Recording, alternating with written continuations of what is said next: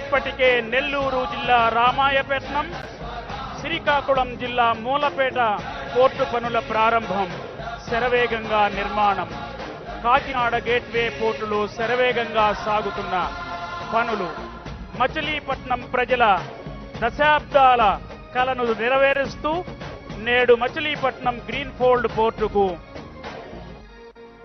గౌరవ ముఖ్యమంత్రి వర్యులు శ్రీ వైఎస్ జగన్మోహన్ రెడ్డి గారి అమృత హస్తాలతో భూమి పూజ చేసిన అనంతరం ఫోటో ఎగ్జిబిషన్ తిలకిస్తున్నారు గౌరవ ముఖ్యమంత్రి వర్యులు ప్రజాప్రతినిధులతో కలిసి.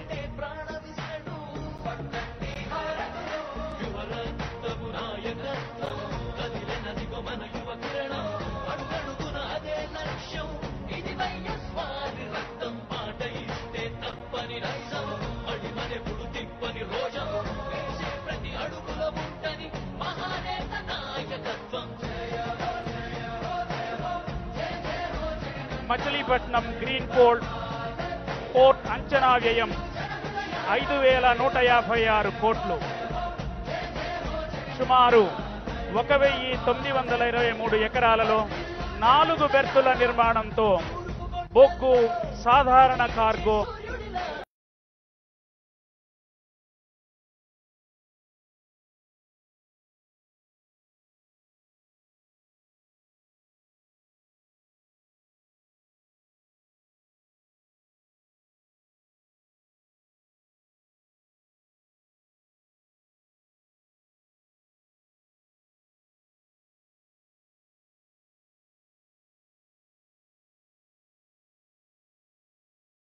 ప్రయోజనాల బెర్తులతో నాటి ముఖ్యమంత్రి వర్యులు వైఎస్ రాజశేఖర రెడ్డి గారు 2008లో చేశారు.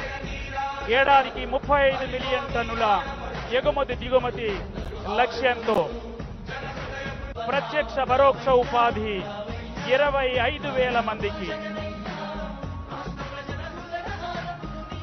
ఆస్ట్రేలియా, ఇండోనేషియా తదితర దేశాలకు బొగ్గు ముఖ్యంగా ఎగుమతి దిగుమతి లక్ష్యంగా ముందుకెళ్తుంది ఈ పోర్ట్.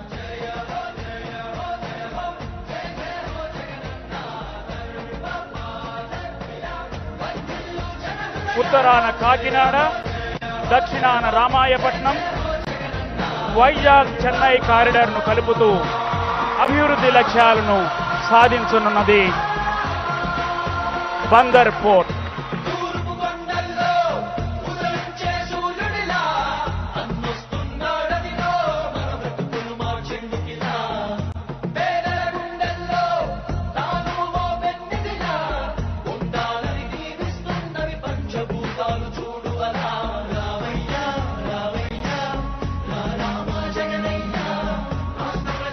కృష్ణా జిల్లా రూపురేఖలు మార్చి సమగ్ర అభివృద్ధికి బాటలు వేసే విధంగా మచిలీపట్నంలో 5,156 కోట్ల వ్యయంతో చేపట్టిన మచిలీపట్నం పోర్టు పనులకు గౌరవ ముఖ్యమంత్రి శ్రీ వైఎస్ జగన్మోహన్ రెడ్డి గారి సువర్ణ హస్తాలతో భూమి పూజ జరిగిన సందర్భం ఇది.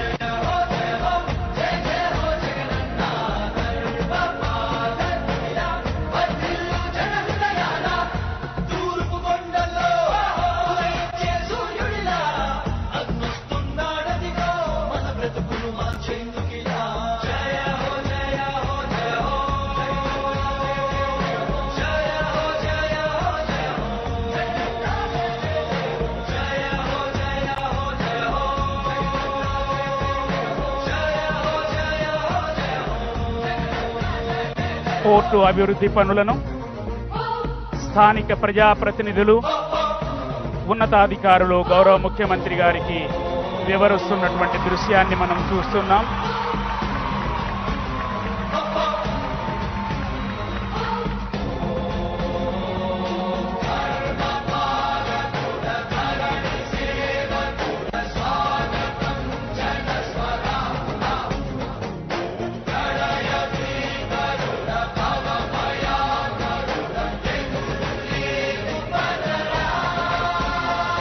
ఆంధ్రప్రదేశ్ ప్రభుత్వం ప్రతిష్టాత్మకంగా నాడు నేడు కార్యక్రమంలో భాగంగా 550 కోట్ల రూపాయలతో ప్రభుత్వ వైద్య కళాశాలను మచిలీపట్నంలో ప్రారంభించింది. సుమారు 65 ఎకరాల విస్తీర్ణంలో 14 లక్షల చదరపు అడుగుల విస్తీర్ణంలో భవన నిర్మాణాన్ని కొనసాగిస్తూ ఉన్నది. నేషనల్ మెడికల్ మిషన్ అనుమతితో 150 ఎంబీబీఎస్ అడ్మిషన్ల కేటాయింపు ప్రవేశార్హతలతో 2023-24 నుండి అర్హులకు ప్రవేశం కల్పించబడనున్నది.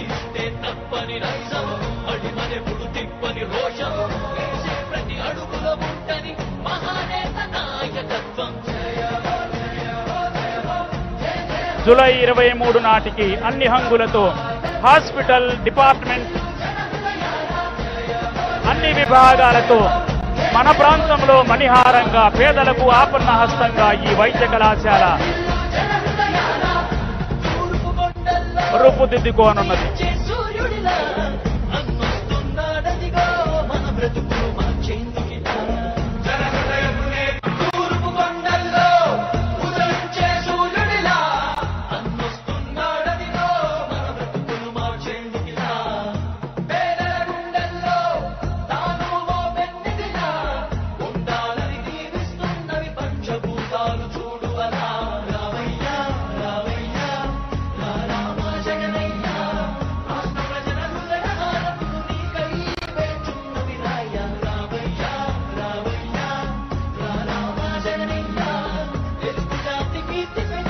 వేసే ప్రతి అడుగులోనూ చేసే ప్రతి ఆలోచనలోనూ ప్రజా సంక్షేమమే. తెలుగునాట తూర్పు తలుపులు తెరచి తెలుగు వాగిళ్లలో మార్పుగాలులు పరచి శుభదిశగా రాష్ట్రాన్ని నడిపిస్తున్న నాయకుడు. జనం కోసం శ్రమిస్తూ సాహసంతో చరిస్తూ ప్రజా హృదయ దిక్సూచిగా ప్రజాస్వామ్య సామ్యవాద చక్రధారిగా నేను విన్నాను నేను ఉన్నాను అంటూ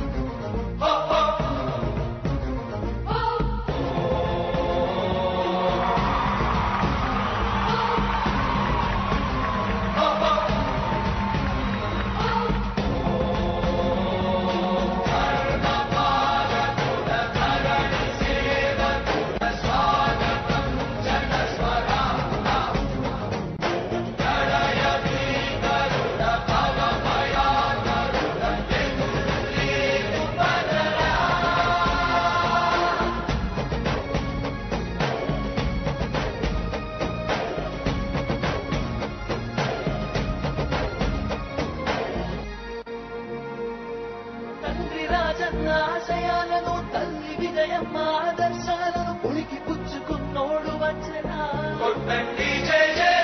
పేద గొప్ప భేదాలు ఎరుగడు కులమ్మ దమ్మని కుళ్ళు చూపడు పేదోడంటే ప్రాణమిస్తడు యువరక్తము నాయకత్వం కదిలినదిగో మన యువ కిరణం అడుగడుగున అదే లక్ష్యం ఇది వైఎస్వారి రక్తం పాట ఇస్తే తప్పని రక్తం అడిమనెప్పుడు తిప్పని రోషం వేసే ప్రతి అడుగుల ఉంటని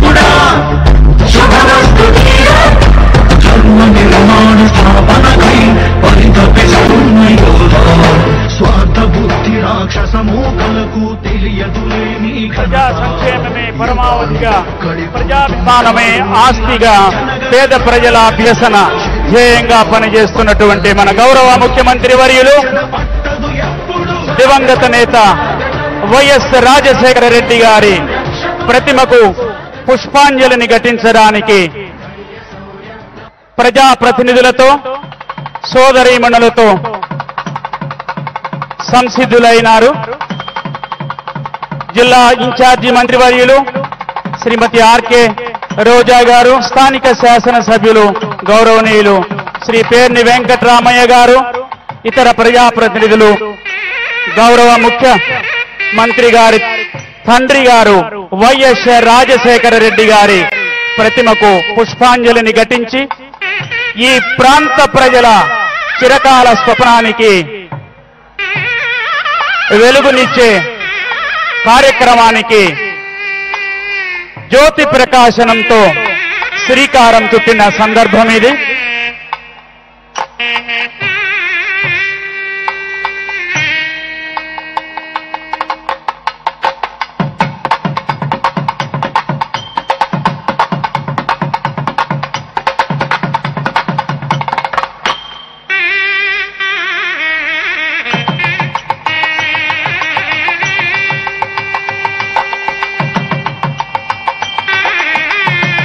మచిలీపట్నానికి మకుటాయమానంగా మణిహారంగా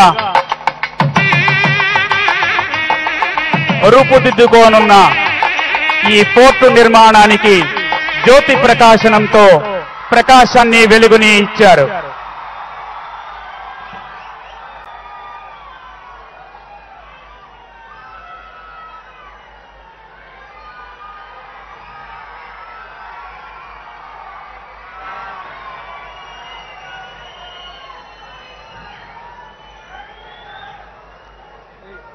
ఆహ్వానిద్దాం.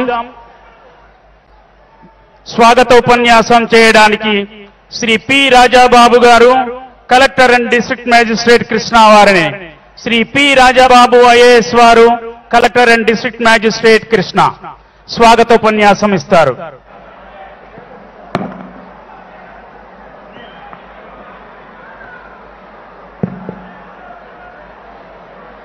అందరికీ నమస్కారం. ఈరోజు మచిలీపట్నం పోర్టు నిర్మాణ పనుల ప్రారంభోత్సవ సభకు విచ్చేసిన మన గౌరవ ఆంధ్రప్రదేశ్ రాష్ట్ర ముఖ్యమంత్రి వర్యులు శ్రీ వైఎస్ జగన్మోహన్ రెడ్డి గారికి కృష్ణా జిల్లా ప్రజల తరపున, ప్రభుత్వ యంత్రాంగం తరపున హృదయపూర్వక నమస్కారాలతో స్వాగతం పలుకుతున్నాం. అదేవిధంగా ఈ సభకు విచ్చేసిన రాష్ట్ర మంత్రులు, పార్లమెంటు సభ్యులు, శాసన మండలి సభ్యులు, శాసనసభ్యులు, స్థానిక ప్రజాప్రతినిధులు, మీడియా మిత్రులు, కృష్ణా జిల్లా ప్రజలకు నా నమస్కారాలు తెలియజేసుకుంటున్నాను. కృష్ణా జిల్లా వాసుల దశాబ్దాల కాలం నాటి కల ఈ బందర్ పోర్టు. క్రీస్తు శకం 1వ శతాబ్దం నుండి బందర్ పోర్టుకు చాలా ఘన చరిత్ర ఉంది. ఆంధ్రను పాలించిన శాతవాహనుల కాలం నుండి గ్రీకు, రోమన్ దేశాలకు ఎగుమతులు దిగుమతులు జరుగుతున్నట్లు చరిత్ర చెబుతుంది.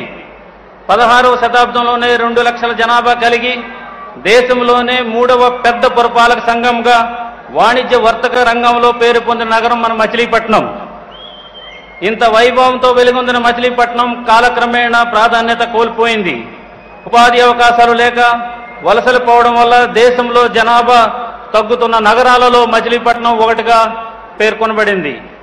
తమరు ఈరోజు 5,156 కోట్ల రూపాయల వ్యయంతో ప్రారంభించిన ఈ పోర్టు వల్ల సుమారు 25,000 మందికి ప్రత్యక్షంగాను పరోక్షంగాను ఉపాధి కలుగుతుంది.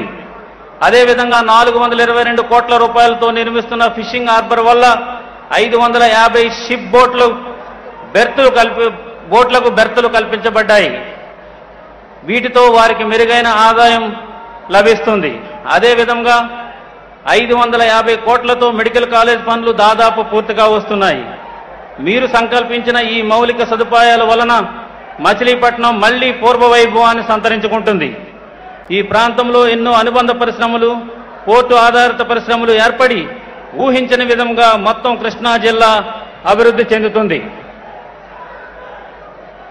కృష్ణా జిల్లా ప్రజలు మరియు మరి ముఖ్యంగా మచిలీపట్నం ప్రజల చిరకాల స్వప్నమైన ఈ పోర్టు నిర్మాణాన్ని ప్రారంభించినందుకు మరియు ఇంతటి చారిత్రాత్మక ఘట్టంలో జిల్లా కలెక్టర్గా పాలు పంచుకునే సదవకాశాన్ని కలుగజేసినందుకు మరొకసారి నా తరపున, కృష్ణా జిల్లా ప్రజల తరపున దార్శనిక ముఖ్యమంత్రి శ్రీ వైఎస్ జగన్మోహన్ రెడ్డి గారికి కృతజ్ఞతలు తెలియజేసుకుంటూ సెలవు తీసుకుంటున్నాను. జై హింద్. ధన్యవాదాలు సార్. బందర్ పోర్టుపై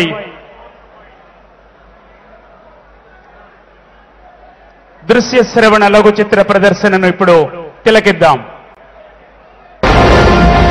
తండ్రి యజ్ఞ సంకల్పం, తనయుడు సాకారం. ఇక నా నెక్స్ట్ ప్రోగ్రాం ఆ మచిలీపట్నం పోర్టుకు ఫౌండేషన్ స్టోన్ వేసేదాని కోసం నా నెక్స్ట్ ప్రోగ్రాం. అవును, మచిలీపట్నం పోర్టుకు డాక్టర్ వైఎస్ రాజశేఖర రెడ్డి గారికి ఆయన తనయుడు జగన్మోహన్ రెడ్డి గారికి ఉన్న అనుబంధం 2 తరాల నాటిది.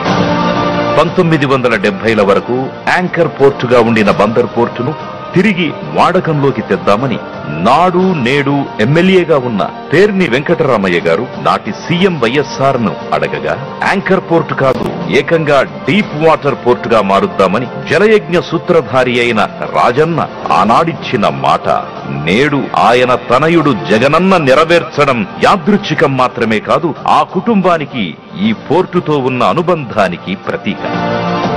22 గ్రామాలు ఖాళీ చేసి 33,000 ఎకరాలిస్తేనే పోర్టు. ఇది గత ప్రభుత్వం వేసిన అడ్డుపుల్ల. మీ అందరికీ కూడా నేను హామీ ఇచ్చి చెప్తా ఉన్నాను, బందర్ పోర్టును కడతాం, పిల్ల మాత్రం కాదు. అదే నేటి ప్రభుత్వం. నాడిచ్చిన మాట ప్రకారం 1 సెంటు కూడా రైతు భూమిని కోల్పోవద్దన్న ఆలోచనతో సుమారు 1700 ఎకరాల ప్రభుత్వ భూమిలోనే ప్రారంభించడం ఈ ప్రాంతవాసుల అదృష్టం కాక మరేమిటి. ఇప్పటికే జిల్లా విభజనతో మచిలీపట్నం వాసుల ఆత్మగౌరవం నిలబెట్టిన జగనన్న ఫిషింగ్ హార్బర్ సైతం కేటాయించారు. వీటితో పాటు ఈ ప్రాంతవాసుల ఆరోగ్యదాయినిగా మెడికల్ కాలేజీ ఏర్పాటు, ఈ పోర్టు సిటీకి మరో సపోర్టు. ప్రభుత్వమే పోర్టును నిర్మించేలాంటి ప్రణాళికను రచిస్తూ ఒక్కసారి పని మొదలు పెడితే ఇక ఆ పని పూర్తయ్యే వరకు ప్రత్యేక శ్రద్ధాసక్తులు కనబరుస్తూ ఈ పోర్టు చుట్టూ ఉన్న సమస్యల్ని ఒక్కొక్కటిగా పరిష్కరిస్తూ పూర్తిగా రాష్ట్ర ప్రభుత్వ ఆధ్వర్యంలో 5,156 కోట్ల రూపాయల వ్యయంతో చేపట్టనున్న మచిలీపట్నం పోర్టు నిర్మాణానికి నేడిదిగో గౌరవ ముఖ్యమంత్రి వైఎస్ జగన్మోహన్ రెడ్డి గారు సముద్రుడికి పట్టు వస్త్రాలను సమర్పించి పోర్టు నిర్మాణ పనులు లాంఛనంగా ప్రారంభించే వరకు ఆయన పట్టిన పట్టు వదలకుండా పోర్టు పనులు చేస్తూ వచ్చారు అనడానికి ఓ నిదర్శనం.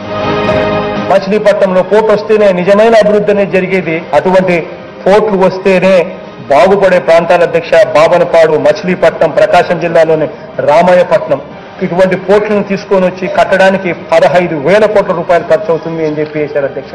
కానీ ఈ 15,000 కోట్ల రూపాయలు ఆ జిల్లాలను కూడా పూర్తిగా మార్చేసే ప్రాజెక్టు. తొలి దశలో భాగంగా 4 బెర్తుల పనులు పూర్తయిన వెంటనే 35,000 మెట్రిక్ టన్నుల కార్గో రవాణా సామర్థ్యం ఈ పోర్టుకొచ్చే అవకాశం ఏర్పడనుంది.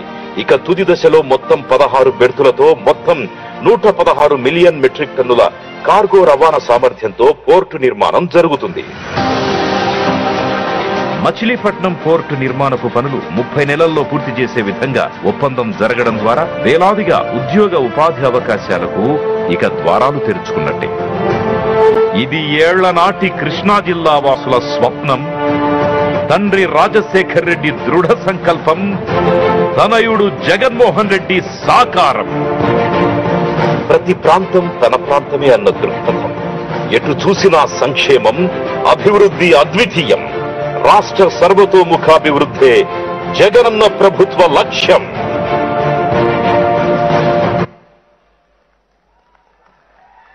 ఆహ్వానిద్దాం బందర్ పార్లమెంటు సభ్యులు గౌరవనీయులు వల్లభనేని బాలశౌరి గారిని తమ సందేశం ఇవ్వడానికి.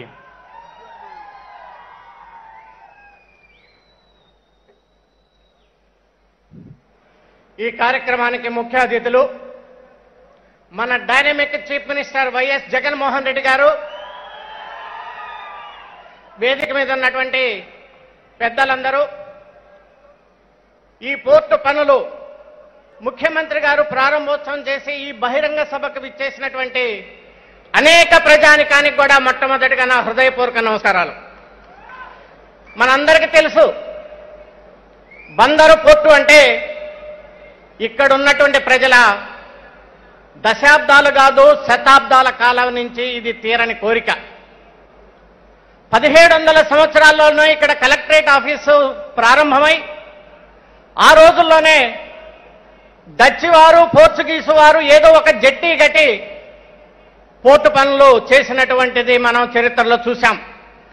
కానీ ఈరోజు నిజమైనటువంటి పోర్టు తీసుకొచ్చినటువంటి ఘనత మన ప్రియతమ ముఖ్యమంత్రి వైఎస్ జగన్మోహన్ రెడ్డి గారిది అని చెప్పేసి సందర్భంగా మీకు మనవి చేస్తా ఉన్నాను. గత ప్రభుత్వంలో శిలాఫలకాలు వేశారు, దానికి ఫైనాన్షియల్ క్లియరెన్స్ లేదు, డబ్బులు లేవు, పర్యావరణ అనుమతులు లేవు. కానీ 4 రోజులు లేట్ అయినా చిత్తశుద్ధితోటి అన్ని అనుమతులు తీసుకొచ్చి మరి నిజాయితీగా ఈరోజు పోర్టు పనులు ప్రారంభించినట్టు వ్యక్తి మన ముఖ్యమంత్రి జగన్మోహన్ రెడ్డి గారు అని చెప్పేసి సందర్భంగా మీకు మనవి చేస్తా ఉన్నారు. మనందరికీ తెలుసు, చరిత్రలో ఎవరైనా సరే ఒక మంచి పనులు చేస్తే చరిత్ర ఎప్పుడు మర్చిపోదు. మనం ప్రకాశం బ్యారేజ్ చూసాం జిల్లాలో. ఆ రోజు కాటన్ దొరగారు పెట్టినటువంటి భిక్ష ఈ రోజు కూడా కృష్ణా డెల్టా రైతాంగం ఎప్పుడు కూడా మర్చిపోయినటువంటి విషయం. ఆ తరువాత కృష్ణా డెల్టా రైతాంగం పడేటువంటి కష్టాలు చూసి పులిచింతల ప్రాజెక్టు అవసరం అని చెప్పేసి రైతాంగం ధర్నాలు చేసిన ఎంతో మంది ముఖ్యమంత్రులు ఉన్నా ఎవరు పట్టించుకోకపోతే 2004లో దివంగత ముఖ్యమంత్రి డాక్టర్ వైఎస్ రాజశేఖర రెడ్డి గారు ఇచ్చిన హామీ ప్రకారంగా పులిచింతల నిర్మాణం చేసి 45 టీఎంసీని నిలబెట్టిన మనగాడు రాజశేఖర రెడ్డి గారు అని చెప్పి ఈ సందర్భంగా మీకు మనవి చేస్తా ఉన్నాను. మరి అదేవిధంగా రాజశేఖర రెడ్డి గారు ఒక అడుగు ముందుకేస్తే మన ప్రియతమ ముఖ్యమంత్రి జగన్మోహన్ రెడ్డి గారు 3 అడుగులు ముందుకేసి మన రాష్ట్రంలో Machilipatnam port, Ramayanapatnam port, Bhavanapadu port 3 పోర్టులు నిర్మించి ఈ రోజు దాదాపు 1,00,000 మందికి ఇండైరెక్ట్ డైరెక్ట్ ఎంప్లాయ్మెంట్ వస్తుందంటే అది ముఖ్యమంత్రి గారు తీసుకున్నటువంటి నిర్ణయం అని చెప్పేసి కూడా ఈ సందర్భంగా మీకు మనవి చేస్తా ఉన్నాను. అభివృద్ధి అంటే చేసి చూపించటం, ఊరికే మాటలు చెప్పటం కాదు. ఈరోజు ముఖ్యమంత్రి గారు 3 పోర్టుల ద్వారా ఈ రాష్ట్రంలో దాదాపు డైరెక్ట్ ఇండైరెక్ట్ దాదాపు 75,000 నుంచి 1,00,000 మందికి ఉద్యోగాలు వస్తున్నాయనే విషయాన్ని ఈ సందర్భంగా మీ అందరికి కూడా మనవి చేస్తా ఉన్నాను. మనం విశాఖపట్నం చూసాం. విశాఖపట్నం డెవలప్ అయిందంటే అది బికాజ్ ఆఫ్ ఓన్లీ పోర్టు నుంచే. అదే రకంగా బొంబాయిని గురించి వింటాం. బొంబాయి డెవలప్ అయిందంటే అది పోర్టు నుంచే. మద్రాసు గురించి వింటాం, అది మద్రాసు డెవలప్ అయిందంటే అది పోర్టు నుంచే. ఈ రోజు జగన్మోహన్ రెడ్డి గారి యొక్క ఆశీస్సులతోటి మచిలీపట్నం కూడా ఈ భారతదేశం యొక్క చిత్రపటంలో ఒక మంచి పోర్టుగా చేరబోతా ఉందనేటువంటి విషయాన్ని కూడా ఈ సందర్భంగా మీకు మనవి చేస్తా ఉన్నాను. ఇక్కడ ఉన్నటువంటి పోర్టుకు ఉన్నటువంటి అనేకమైనటువంటి ల్యాండ్స్ ద్వారా దాదాపు 3,000 నుంచి 4,000 సాల్ట్ ల్యాండ్లు ఉన్నాయి. అవి కానీ ముఖ్యమంత్రి గారిని రిక్వెస్ట్ చేసేది ఇండస్ట్రీస్గా డెవలప్ చేసినట్లయితే మరి తప్పకుండా అనేకమైనటువంటి యాన్సిలరీ యూనిట్, పోర్టుకు సంబంధించినటువంటి యాన్సిలరీ యూనిట్లు వస్తాయి. ఇక్కడ ఉన్నటువంటి స్థానికులకే మీరు తీసుకున్నటువంటి నిర్ణయం ద్వారా 75% స్థానికులకే ఉద్యోగాలు ఇవ్వాలనేటువంటి నిర్ణయం ద్వారా ఈ బందరు చుట్టుపక్కల ఉన్నటువంటి ప్రజానికానికి అందరికి కూడా బ్రహ్మాండంగా ఉద్యోగ అవకాశాలు వస్తాయని కూడా ఈ సందర్భంగా మీ అందరికి కూడా మనవి చేస్తా ఉన్నాను. మరి చివరిగా ముఖ్యమంత్రి గారిని రిక్వెస్ట్ చేసేది, ఒక పక్క సాగరమాల కనెక్టివిటీ రోడ్స్ వస్తూ ఉన్నాయి. పెడ నుంచి మచిలీపట్నానికి రైల్వే లైన్ కూడా ఈ పోర్ట్ అయ్యే లోప వస్తూ ఉంది. అదే రకంగా ఇప్పుడున్నటువంటి రహదారి 3 దారుల రహదారి నేషనల్ హైవే విజయవాడ నుంచి మచిలీపట్నానికి అది 4 రహదారులు కూడా రాబోతా ఉన్నాయి. ఇవి పూర్తయ్యేటప్పుడు కూడా తప్పకుండా మీరు తీసుకున్నట్టు నిర్ణయం ద్వారా రాబోతా ఉన్నాయి. ఇంకా ఒకటి మిగిలింది సార్, అది దివిసీమ ప్రజానికానికి చిరకాల కోరిక మచిలీపట్నం రేపల్లె రైల్వే లైన్ అనేది ఎప్పటి నుంచో ప్రజలు కోరుకున్నటువంటిది. ప్రజల స్పందన కూడా దాన్ని చూస్తే మీకు అర్థమవుతూ ఉంటుంది. గతంలో ముఖ్యమంత్రి గారితో నేను కూడా ఈ విషయాన్ని చర్చించాను, రిక్వెస్ట్ చేశాను.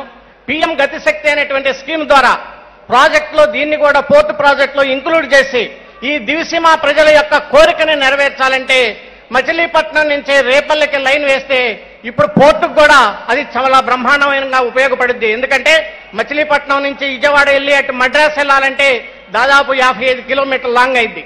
అదే మచిలీపట్నం నుంచి రేపల్లె నుంచి కానీ మనం కానీ చెన్నై పోయేటువంటి రూట్ వేస్తే అది రైల్వే వాళ్ళకి అదే దివిసీమ ప్రజానికానికి అందరికీ కూడా మరి ఉపయోగకరంగా ఉంటుందని చెప్పేసి పిఎం గతిశక్తి స్కీమ్ ద్వారా మీరు ప్రధానమంత్రి గారితో మాట్లాడి దీన్ని కూడా నెరవేర్చాలని చెప్పేసి దివిసీమ ప్రజానికం తరఫున పార్లమెంటు సభ్యుడిగా మిమ్మల్ని కోరుకుంటూ, మరి ఇంత బ్రహ్మాండమైనటువంటి జనాన్ని చూస్తూ ఉంటుంటే ముఖ్యమంత్రి గారు చేసేటువంటి అభివృద్ధి కార్యక్రమాల్లో మీరు పాలు పంచుకోవటం ఈరోజు నేను ఆ రోజు తెనాలి పార్లమెంటు సభ్యుడిగా ఉండే దివంగత ముఖ్యమంత్రి డాక్టర్ వైఎస్ రాజశేఖర రెడ్డి గారు పులిచింతల ప్రాజెక్టు ప్రారంభించినప్పుడు ఒక పెద్ద ప్రాజెక్టులో నేను కూడా భాగస్వామ్యనయ్యాను. అదే రకంగా ఈరోజు బందరు పార్లమెంటు సభ్యుడిగా ఉండి మరి మన ప్రియతమ ముఖ్యమంత్రి జగన్మోహన్ రెడ్డి గారితో ఈ పోర్టు విషయంలో కూడా భాగస్వామ్యం కావటం మరి ముఖ్యమంత్రి గారు ఇచ్చినటువంటి మరి అదృష్టంగా నేను భావిస్తూ ప్రజలందరికీ మరి ఒకసారి నా హృదయపూర్వక ధన్యవాదాలు తెలుసుకుంటున్నాను. Thank you. ధన్యవాదాలు సార్. మీ అవిరామ కృషికి మరోసారి ఈ ప్రాంతం ధన్యవాదాలు తెలియజేస్తూ ఉన్నది. గ్యాంగ్ వేలో నిలబడిన వారందరూ వెనక నిలబడిన వారికి ఇబ్బంది లేకుండా సైడ్ వేస్ లో సైడ్ గ్యాలరీలోకి వెళ్లి ఈ కార్యక్రమాన్ని ఆహ్వానిద్దాం. స్థానిక శాసనసభ్యులు ప్రియతమ శాసనసభ్యులు శ్రీ పేర్ని వెంకటరామయ్య గారిని తమ సందేశం ఇవ్వడానికి.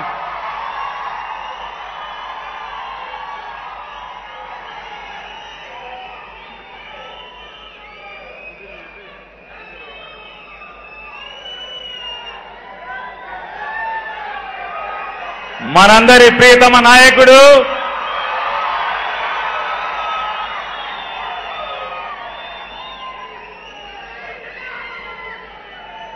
బెజవాడ క్రీనీడలో గతమెంతో ఘనమైన బందరు చరిత్ర, బెజవాడ క్రీనీడలో మసకబారిపోయినటువంటి మచిలీపట్నం భవిష్యత్తు వర్తమానం అయితే లేదు. బందరు చరిత్ర తిరగరాద్దాం, బందరుకు పాత రోజుల్లో ఉన్నటువంటి ఉజ్వల భవిష్యత్తుని తీర్చిదిద్దుదాం. ప్రతి పనికి బందరుకు ఏది కావాలంటే పూర్వ వైభవం తేవటానికి ప్రతి అడుగుకి నేను శ్రీకారం చుడతాను అని చెప్పని నాకంటే వయసులో చిన్నవాడైనా మనందరి గుండెల్లో సుస్థిరమైనటువంటి బలమైనటువంటి స్థానాన్ని సంపాదించుకున్నటువంటి మన ప్రియతమ సోదరుడు, మన బిడ్డ, మన తమ్ముడు, మన అన్న జగన్మోహన్ రెడ్డి గారు నాకన్నా వయసులో చిన్నవాడైపోయాడు. కానీ లేదంటే ఇన్ని వేల మంది ముందు 100కి 100% నే పుట్టిన గడ్డకి ఇంత వైభవాన్ని తీసుకొస్తున్నటువంటి జగన్మోహన్ రెడ్డి గారికి ఖచ్చితంగా పాదాభివందనం చేయాల్సిందే. కానీ నాకంటే వయసులో చిన్నవాడవటం వల్ల చేతులెత్తి మొక్కుతున్నాను ఆయనకి.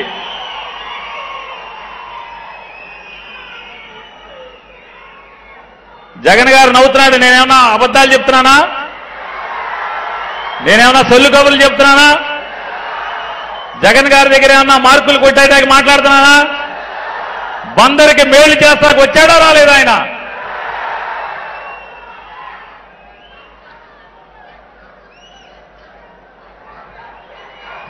నాలుగేళ్లు ఎదురు చూస్తున్నాం మనం. జగన్మోహన్ రెడ్డి గారు ఎప్పుడు బందరు గడ్డ మీద కాలు పెడతాడా అని.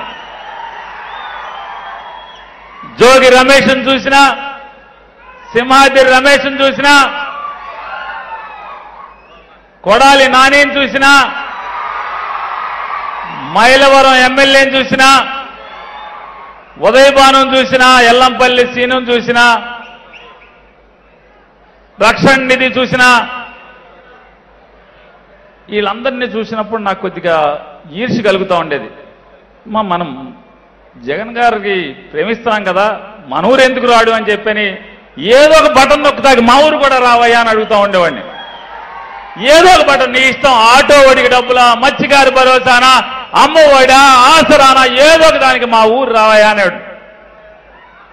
నాని ఒకటే, మీ ఊరు వచ్చినప్పుడు పాదయాత్రలో చెప్పాను, మీరందరూ కూడా మీ భూ పోరాటాన్ని, మీ భూములు నిలుపుకునేదానికి దుర్మార్గమైనటువంటి ప్రభుత్వానికి వ్యతిరేకంగా పోరాటం చేస్తున్నప్పుడు 2 సార్లు మీకు మద్దతుగా వచ్చినప్పుడు మీకు నిలబడి చెప్పాను, ఎన్నికల్లో పేర్ని నానికి, బాలసౌరికి ఓటడుకుంటాకు వచ్చినప్పుడు చెప్పాను, మీ ఊరు పోర్టు నేను కట్టి తీరుతాను, ఆ మాట నిలబెట్టుకునేప్పుడు, పోర్టు పనులు మొదలెట్టేప్పుడు మాత్రమే నీ గడ్డ మీద కాలు పెడతాను అని చెప్పాడు.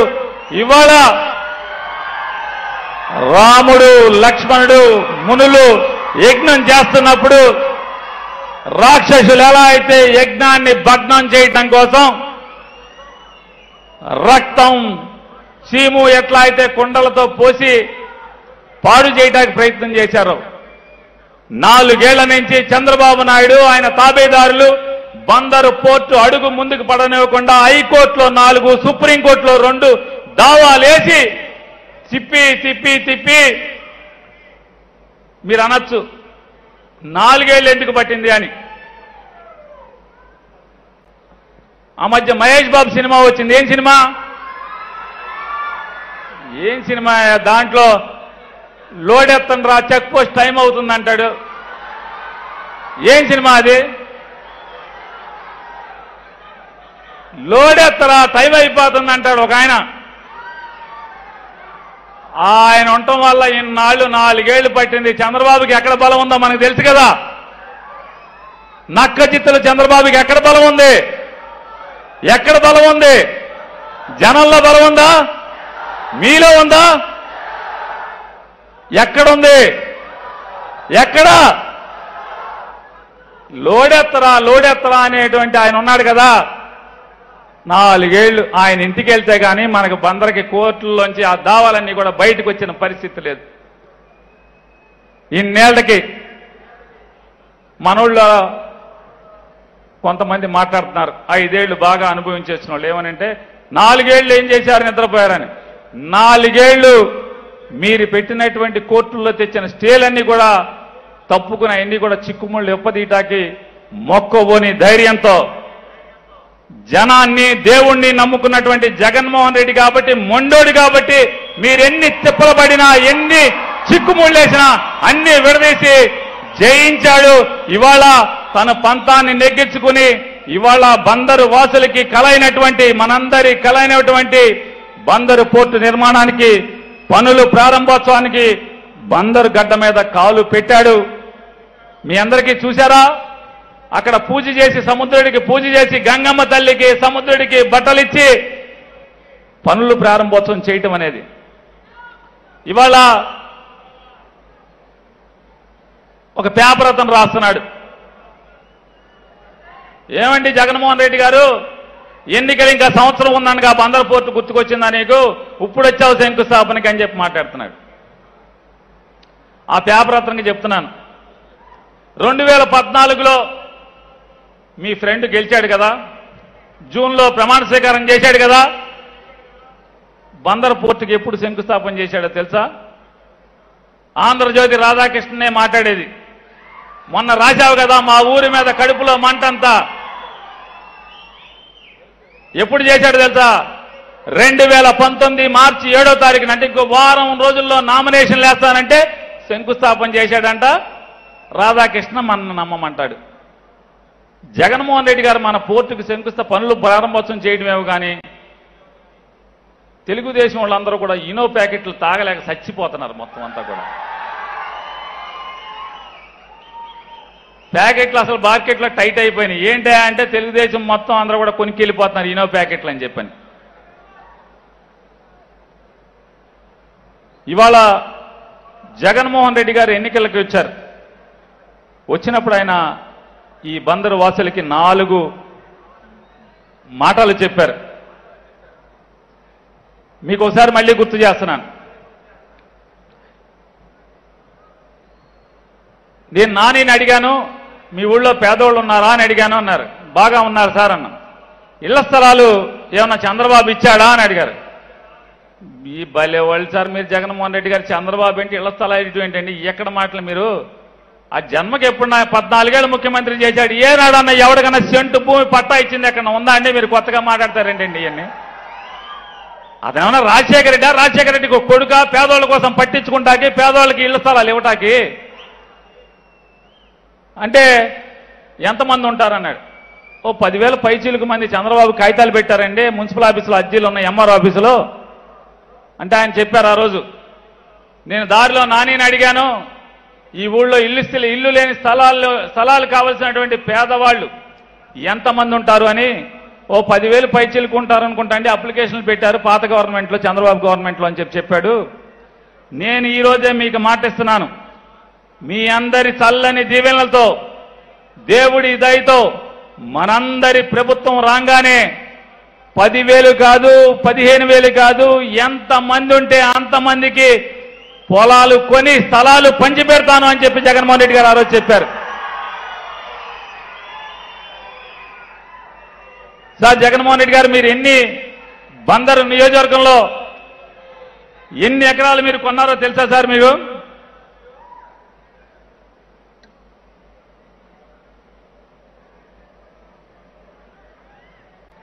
సుమారుగా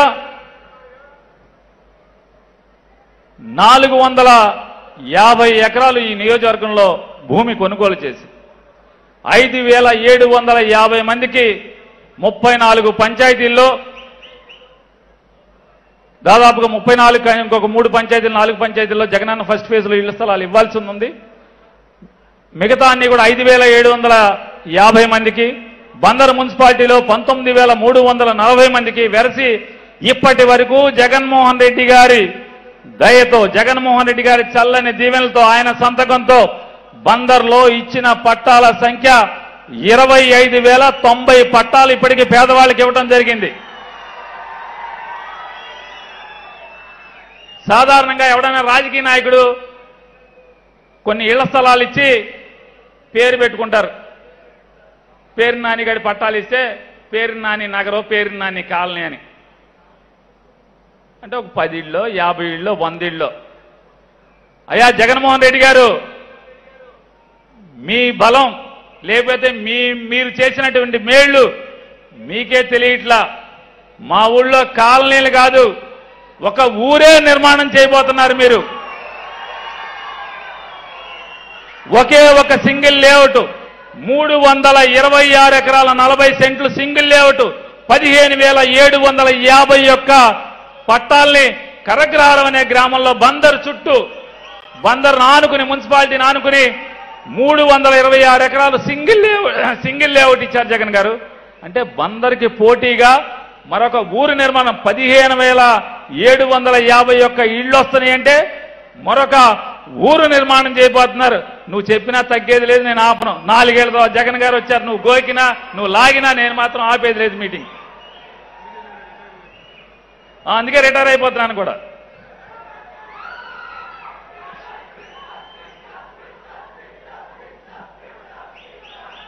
సార్ ఈ 15,751 మందికి కాకుండా 25,090 మందికి ఇచ్చిన పట్టాల డబ్బులు ఎంతో తెలుసా సార్? 197 కోట్ల రూపాయల నగదుని మీరు పంపించి రైతులకు ఇచ్చి, రైతులు ఎక్కడ కూడా బలవంతంగా భూమి లాక్కున్నది లేదు సార్. చిరునవ్వుతో డాక్యుమెంట్స్ ని ఎంఆర్ఓకి, ఆర్డీఓకి, జాయింట్ కలెక్టర్కి ఇచ్చి, ఇదిగోండి జగన్ గారు కాలనీలు కడుతున్నాడంట, మేము పొలాలు ఇస్తాం తీసుకోండి అని చెప్పి నవ్వుతా ఇల్లేంత రేటు మీరు ఇచ్చి చెప్పారు కలెక్టర్కి. అంత లాభదాయకమైన రేటుకి అంటే జగన్ గారు ఒకటే చెప్తారు, మనిషికి భూమికి విడదీయరాని బంధం ఉంటుంది. మనిషికి భూమికి విడదీయరాని బంధం ఉంటుంది. చాలా మంది పేదోళ్ళకి వాళ్ళు బతికేటువంటి నేల నీది కాదు అని అనేవాడే తప్పితే, అరే నువ్వు చచ్చేంత వరకు ఇదిగోరా బాబు నీ భూమిని, నీ ఇల్లు నీకు ఇస్తున్నా, సొంత ఇల్లు అని చెప్పని ఇచ్చిన ఇంత గొప్ప నాయకుడు దేశంలో ఎవడున్నాడు? 31 లక్షల పైచిలుకు మందికి పేదవాళ్ళకి ఇళ్ల స్థలాలు ఇచ్చినాడు ఎవడున్నాడు? ఇవాళ గిలకలదిండి అనే ఒక మత్స్యకార గ్రామం ఉంది సీఎం గారు. మొత్తం ఊరంతా మత్స్యకారులే, మొత్తం కటికి పేదవాళ్ళు. ఆ ఊరు దాదాపుగా పుట్టి కొన్ని వందల సంవత్సరాలైంది. ఇంతవరకు ఒక రాజకీయ నాయకుడు ముఖ్యమంత్రి ఆ ఊళ్ళో నిరుపేదలకి పట్టా ఇచ్చినటువంటి ముఖ్యమంత్రి ఇంతవరకు ఎవరు లేడు, మీ నాన్నగారితో సహా ఎవరూ లేడు.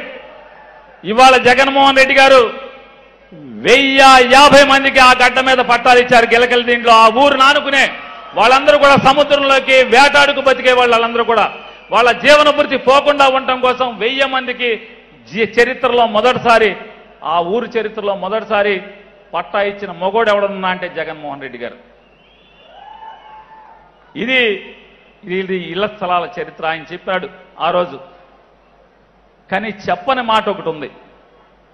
ఆ రోజు మనకేం చెప్పలేదు ఆయన, కానీ అడగంగానే మెడికల్ కాలేజీ ఇచ్చాడు. ఏం చేయాలి ఇతనికి? మనందరం ఏం చేయాలి? బందరోళ్ళం చచ్చేంత వరకు గుండెల్లో ఆయనకి స్థానం ఇవ్వాలా అక్కర్లేదా? ఇవ్వాలా అక్కర్లేదా? కలగన్నారా ఎవడన్నా? ఎమ్మెల్యేలు ఇంతవరకు చాలా మంది గెలిచారు, నాతో సహా ఓడారు, పైకి పోయారు. ఎవరన్నా మెడికల్ కాలేజీ బందర్లో వస్తుందని ఎవడన్నా మనం ఊహించామా? అరే జగన్మోహన్ రెడ్డి గారిని ఇట్ట అడగటం ఏంటి, అట్ట ఇచ్చేయటం ఏంటి, 2011లో మంజూరు చేయటం ఏంటి, 2021లో మంజూరు చేయటం ఏంటి, 2022లో శంకుస్థాపన చేయటం ఏంటి, 23లో మెడికల్ కాలేజీకి స్టూడెంట్లు వచ్చేయటం ఏంటి? ఇదంతా నాకే కలగా ఉంది. నేను ఎమ్మెల్యేగా ఉన్న ఆయనతో పాటు నాకే కలగా ఉంది. అది మెడికల్ కాలేజీ ఎప్పుడు ఇచ్చాడు, ఎప్పుడు కట్టాడు? అప్పుడే నా పదవీ కాలం ఉండంగానే అక్కడ మెడికల్ కాలేజీ స్టూడెంట్స్ రావటం. మీ కాళ్ళకు నమస్కారం అయ్యా జగన్మోహన్ రెడ్డి గారు, ఇంతకు మించి మేమేం చేయలేం. అసలు ఆ మెడికల్ కాలేజీ కూడా ఏమి ఊరికే రాలా. సుమారుగా 550 కోట్ల రూపాయలతో 550 కోట్ల రూపాయలతో మెడికల్ కాలేజీ మంజూరు చేసి శాంక్షన్ చేయటమే కాకుండా సుమారుగా 64 ఎకరాల్లో ఆ కాలేజీని తీర్చిదిద్దుతున్నటువంటి పరిస్థితి. అలాగే ఎన్నికల్లో కూడా మరొక మాట, గోల్డ్ కవరింగ్ సంఘం వాళ్ళందరూ కలిసి పాదయాత్రలో ఆయన బస్సులో విశ్రాంతి తీసుకుంటుంటే గోల్డ్ కవరింగ్ పరిశ్రమలో ఉన్న వాళ్ళందరూ కూడా, గోల్డ్ ప్రిన్స్ నరసింహారావు పేర్లు చెప్తున్నాను నేను, ఎవరెవరు వచ్చారు, సాధు గాంధీ గారు,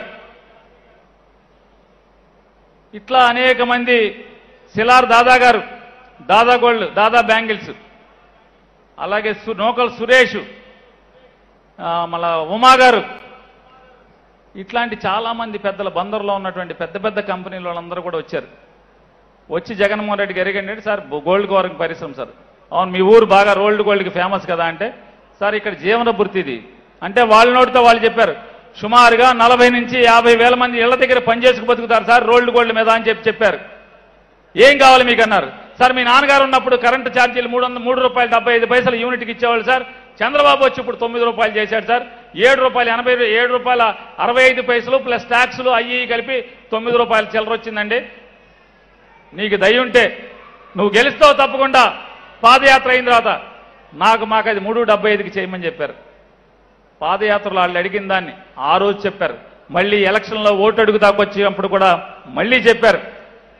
మనందరి ప్రభుత్వంలో, రాబోయేటువంటి మనందరి ప్రభుత్వంలో గోల్డ్ కవరింగ్ పరిశ్రమ బందర్లో ఉన్నటువంటి దాదాపుగా 2 లక్షల మంది జనాభాలో 40 నుంచి 50,000 మంది దాని మీద బతుకుతారని చెప్తున్నారు. కాబట్టి ఇది బందరుకి ఆయువు పట్టు, కాబట్టి మీ ఊరికి బ్రాండ్, కాబట్టి ఖచ్చితంగా మన ప్రభుత్వం రాగానే చేస్తానన్నారు.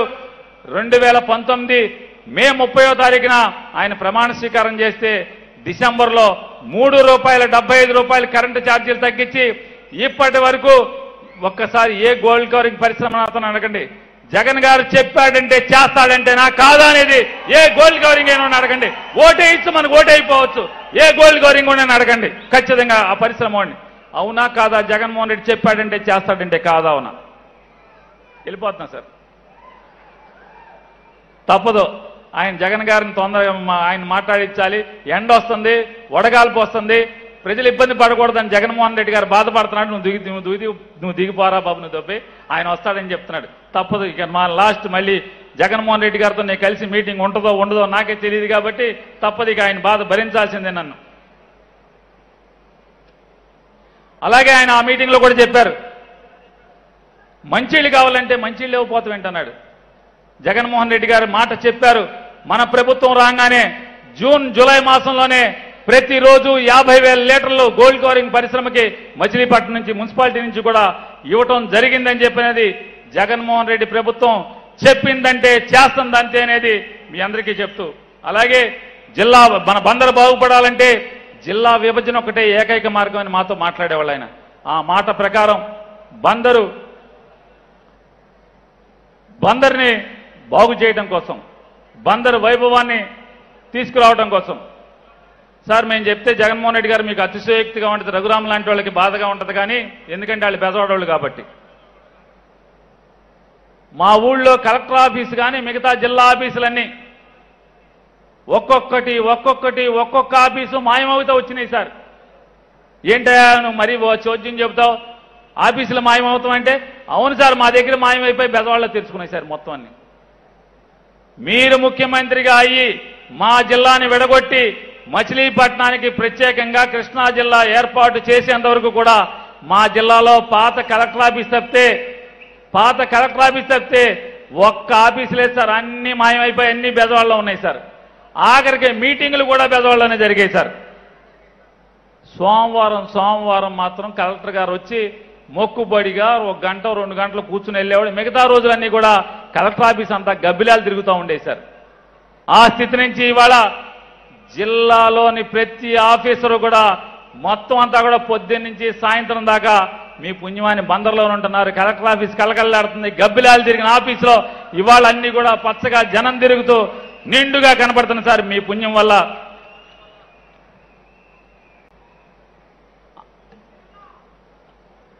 మాకు కూడా అర్థమయ్యేది కాదు, మా ఊరు తప్పేంటి, అసలు ఈ ఆఫీస్ వెళ్ళిపోతాం ఏంటని. కానీ ఈ తప్పును లెక్కెట్టాకి జగన్మోహన్ రెడ్డి గారు వచ్చాడు, అన్నీ ఇచ్చారు, జిల్లాని ఇక్కడ ఇచ్చారు, పూర్వవైభవం తీసుకొచ్చారు. అయ్యా మా నియోజకవర్గానికి ఒకటే ఎంఆర్ఓ ఆఫీస్ అండి ఇవ్వండి అంటే ఎందుకు ఎవరు అన్యాయం కదా ఒకటే ఎంఆర్ఓ ఆఫీస్ అని చెప్పని మనకి మచిలీపట్నానికి మరొక ఎంఆర్ఓ ఆఫీస్ కూడా మంజూరు చేశారు. రేపో మాపో అది ఆ ఊళ్ళన్నిటికీ కలిపి అంటే దక్షిణాన్న ఊళ్ళకి మున్సిపాలిటీలో 50 సచివాలయాలకి మరొక ఎంఆర్ఓ ఆఫీసుని మంజూరు చేశారు. రేపో మాపో కలెక్టర్ గారు దాన్ని తెరుస్తారని చెప్పని, తద్వారా మీకు సేవలు మరింత చేరువవుతాయని చెప్పని 2వ ఎంఆర్ఓ ఆఫీసు తెరవటం వల్ల అని చెప్తూ, ఇక చివరిగా పోర్టు.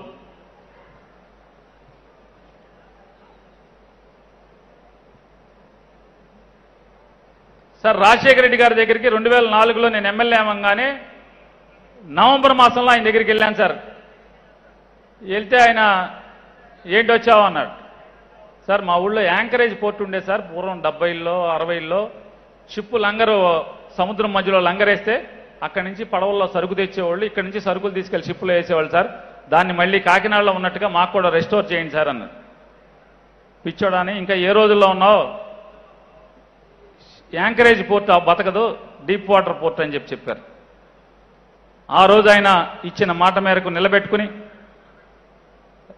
2008వ సంవత్సరం ఏప్రిల్ 23వ తారీఖున వచ్చారు. మాకు మంచి కౌరు చెప్పారు.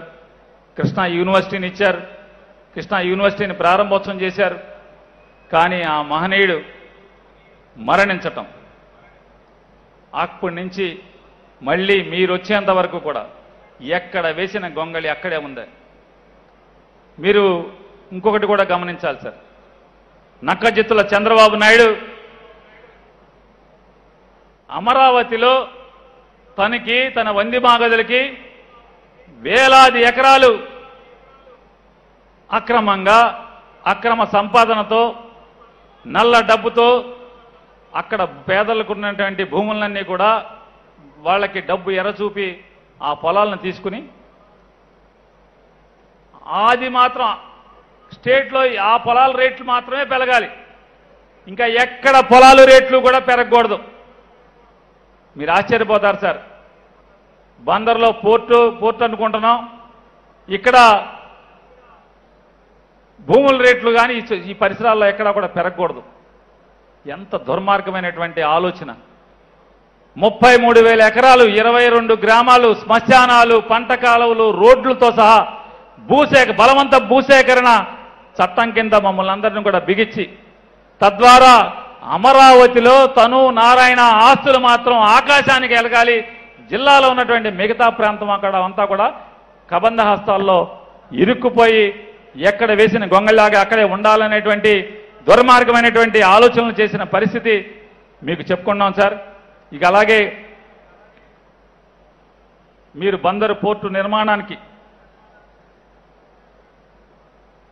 పనులు ప్రారంభోత్సవం చేసి మా అందరి కలగా ఉన్నటువంటి బందరు పోర్టు నిర్మాణం నిజమని నిరూపించినందుకు మనస్ఫూర్తిగా మరొక్కసారి మేము ఏం చేసినా ఎప్పటికీ మీ రుణం తీర్చుకోలేనిదిగా బహిరంగంగా మీకు తెలియజేసుకుంటూ, కాకపోతే నేను కూడా సాధారణమైనటువంటి మనిషినే. మీరు ఎన్ని చేసినా ఎన్ని కోరికలు తీర్చినా ఇంకా ఏయో కోరికలు వస్తాయి. ఆ కోరికలు పెద్ద ఏమీ కాదు, మీరు కంగారు పడద్దు.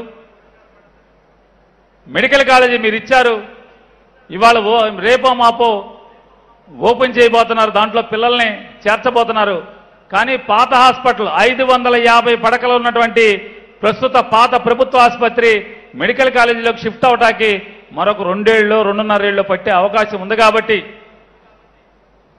ఆ మెడికల్ కాలేజీకి ఆనుకుని రైలు పట్టాలు ఉన్నాయి సార్, రైల్వే గేట్ ఉంది. ఎవడన్నా నాకు కూడా వయసు పెరిగిపోతుంది, రేపు ఏదైనా గబాలన 108కి ఫోన్ కట్టి హాస్పిటల్కి వెళ్ళాలంటే దారిలో గేట్ వేసి ఉంటే ఈ గేట్ దాటే పరిస్థితి ఉంటుందా, మెడికల్ కాలేజ్ హాస్పిటల్కి వెళ్ళే పరిస్థితి ఉంటుందా లేదా అర్థం కాని పరిస్థితి ఉంటుంది. కాబట్టి దయచేసి మీరు ఆసుపత్రి ఇచ్చిన వాళ్ళే ఆ ఆర్ఓబిని కూడా మంజూరు చేయమని శాంక్షన్ చేసి దాని పనులు ప్రారంభోత్సవం చేస్తే హాస్పిటల్కి ఎటువంటి ఆటంకం లేకుండా ఎవరికి ఇబ్బంది వచ్చినా ఖచ్చితంగా మీరు ఇచ్చినటువంటి 108లో హాస్పిటల్కి వెళ్ళి బతికి తిరిగి వచ్చేదాకా అవకాశం ఉంటుంది. కాబట్టి 100కి 100% ఆ రైల్వే వంతెన నిర్మాణం చేయమని కరకరారం వైపున మీకు వేడుకుంటూ, అలాగే మా ఊళ్ళో ఒక అంబేద్కర్ భవన్ ఉంది సార్, దాన్ని ఒక 5 కోట్లతో పునర్నిర్మాణం చేయటమా లేకపోతే బాగు చేసి దాన్ని ఏసీ హాల్ చేయటమా ఏదో ఒకటి చేయమని చెప్పని కూడా మిమ్మల్ని కోరి ప్రార్థిస్తున్నాం సార్. అట్లాగే మా ప్రాంతంలో తీర ప్రాంతం అంతా కూడా ప్రభుత్వ భూమి అత్యధికంగా ఉంటుంది సార్. దానిలో తీర ప్రాంత గ్రామాలైనటువంటి పెదపట్నం, కానూరు, తాళ్లపాలెం, అలాగే చినగరగ్రహారం, పెదగరగ్రహారం,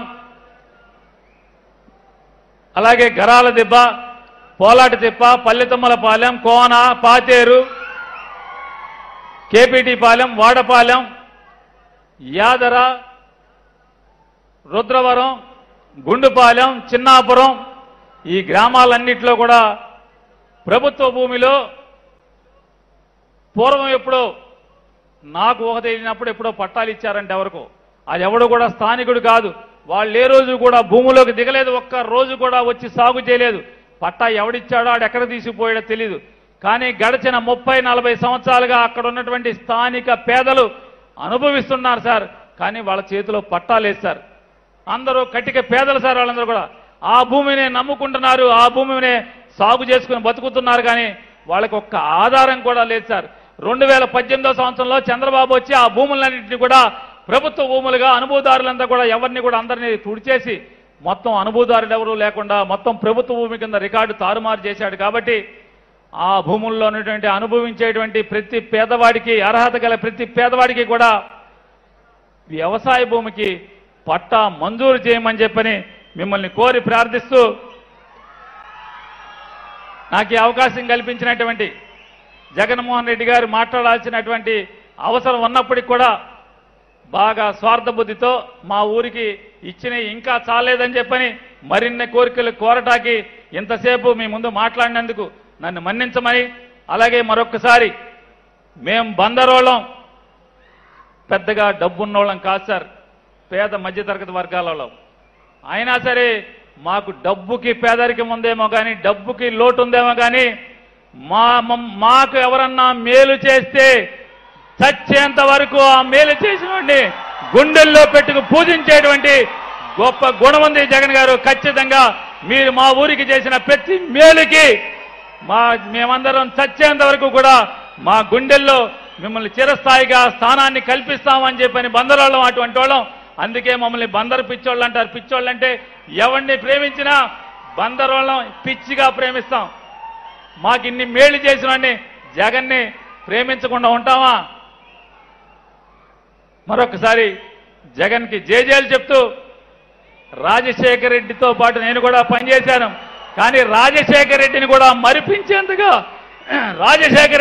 మరిపించేందుగా నేను ఓట్లు అడుక్కున్నప్పుడు ఏదో అనుకున్నాను.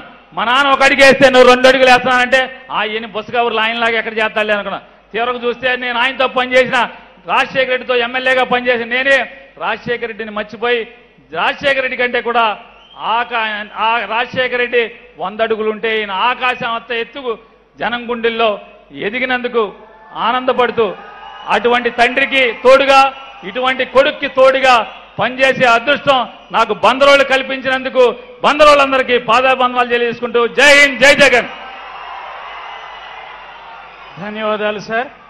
ఇప్పుడు మన ప్రియతమ ముఖ్యమంత్రి వర్యులు గౌరవనీయులు జన హృదయ నేత నవరత్నాల సృష్టికర్త శ్రీ వైఎస్ జగన్మోహన్ రెడ్డి గారు సందేశం ఇవ్వడానికి మనందరి హర్షధ్వానాలతో వారికి స్వాగతం పలుకుదాం.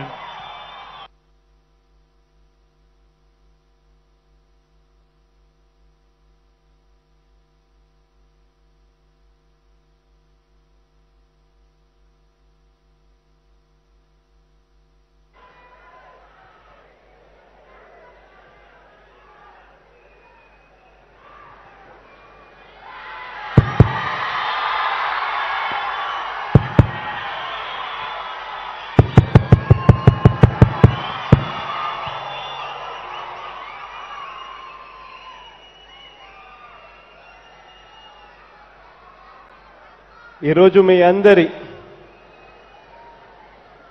చిరునవ్వుల మధ్య, మీ అందరి చిక్కటి ఆప్యాయతల మధ్య మీ బిడ్డ, మీ అన్న,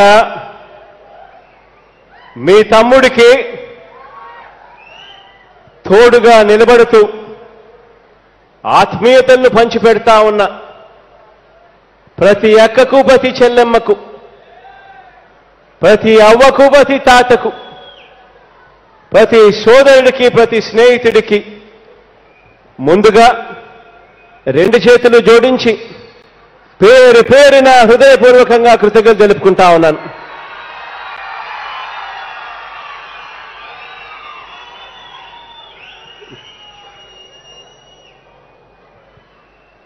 దేవుడి దయతో ఈరోజు మరో మంచి కార్యక్రమం మీ అందరి చల్లని ఆశీస్సులతో జరుగుతా ఉంది. బందరు పోర్ట్ అన్నది ఒక చిరకాల స్వప్నం. మనందరికీ కూడా కనిపిస్తా ఉంది. ఒకవైపున ఇక్కడే సముద్రం కనిపిస్తుంది, మరోవైపున మహానగరం. అయినా కూడా బందరుతో సముద్ర వర్తకానికి 100 సంవత్సరాల చరిత్ర ఉన్నా కూడా ఇక్కడ ఒక పోర్టు నిర్మాణం జరగాలి. ఇక్కడ పోర్టు నిర్మాణం జరిగితే బందరు కూడా ఏ ముంబై మాదిరిగానో ఏ చెన్నై మాదిరిగానో ఒక మహానగరంగా ఎదుగుతుంది అన్న సంగతి తెలిసి ఉన్నా కూడా అది ఒక నెరవేరని కలగానే మిగిలిపోయి ఉండేది. ఇప్పుడు ఆ పరిస్థితిని పూర్తిగా మారుస్తూ మనందరి ప్రభుత్వం, మీ బిడ్డ ప్రభుత్వం ఈరోజు అన్ని కోర్టు కేసులను అధిగమించి భూసేకరణ కూడా పూర్తి చేసి అన్ని అనుమతులను తీసుకువచ్చి ఫైనాన్షియల్ క్లోజర్ను కూడా పూర్తి చేసి టెండర్ల ప్రక్రియను ముగించి పోర్టు నిర్మాణ పనులని ఈరోజు దేవుడి దయతో మీ అందరి చల్లని ఆశీస్సులతో ఈరోజు ప్రారంభించాం. కాసేపటి కిందట ఇక్కడికి రాక మునుపు దాదాపుగా 5,156 కోట్ల రూపాయలతో 4 బెర్తులు ఇక్కడే ఈ పోర్టులో రానున్నాయి. వాటి సామర్థ్యం దాదాపుగా 35 మిలియన్ టన్నుల కెపాసిటీతో ఈ పోర్టు స్టార్ట్ అవుతుంది.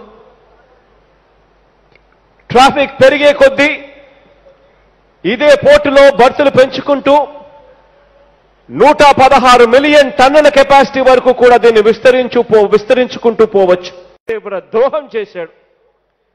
ఈరోజు పోర్టు నిర్మాణానికి 1700 ఎకరాల ప్రభుత్వ భూములను కేటాయింపు చేశాం.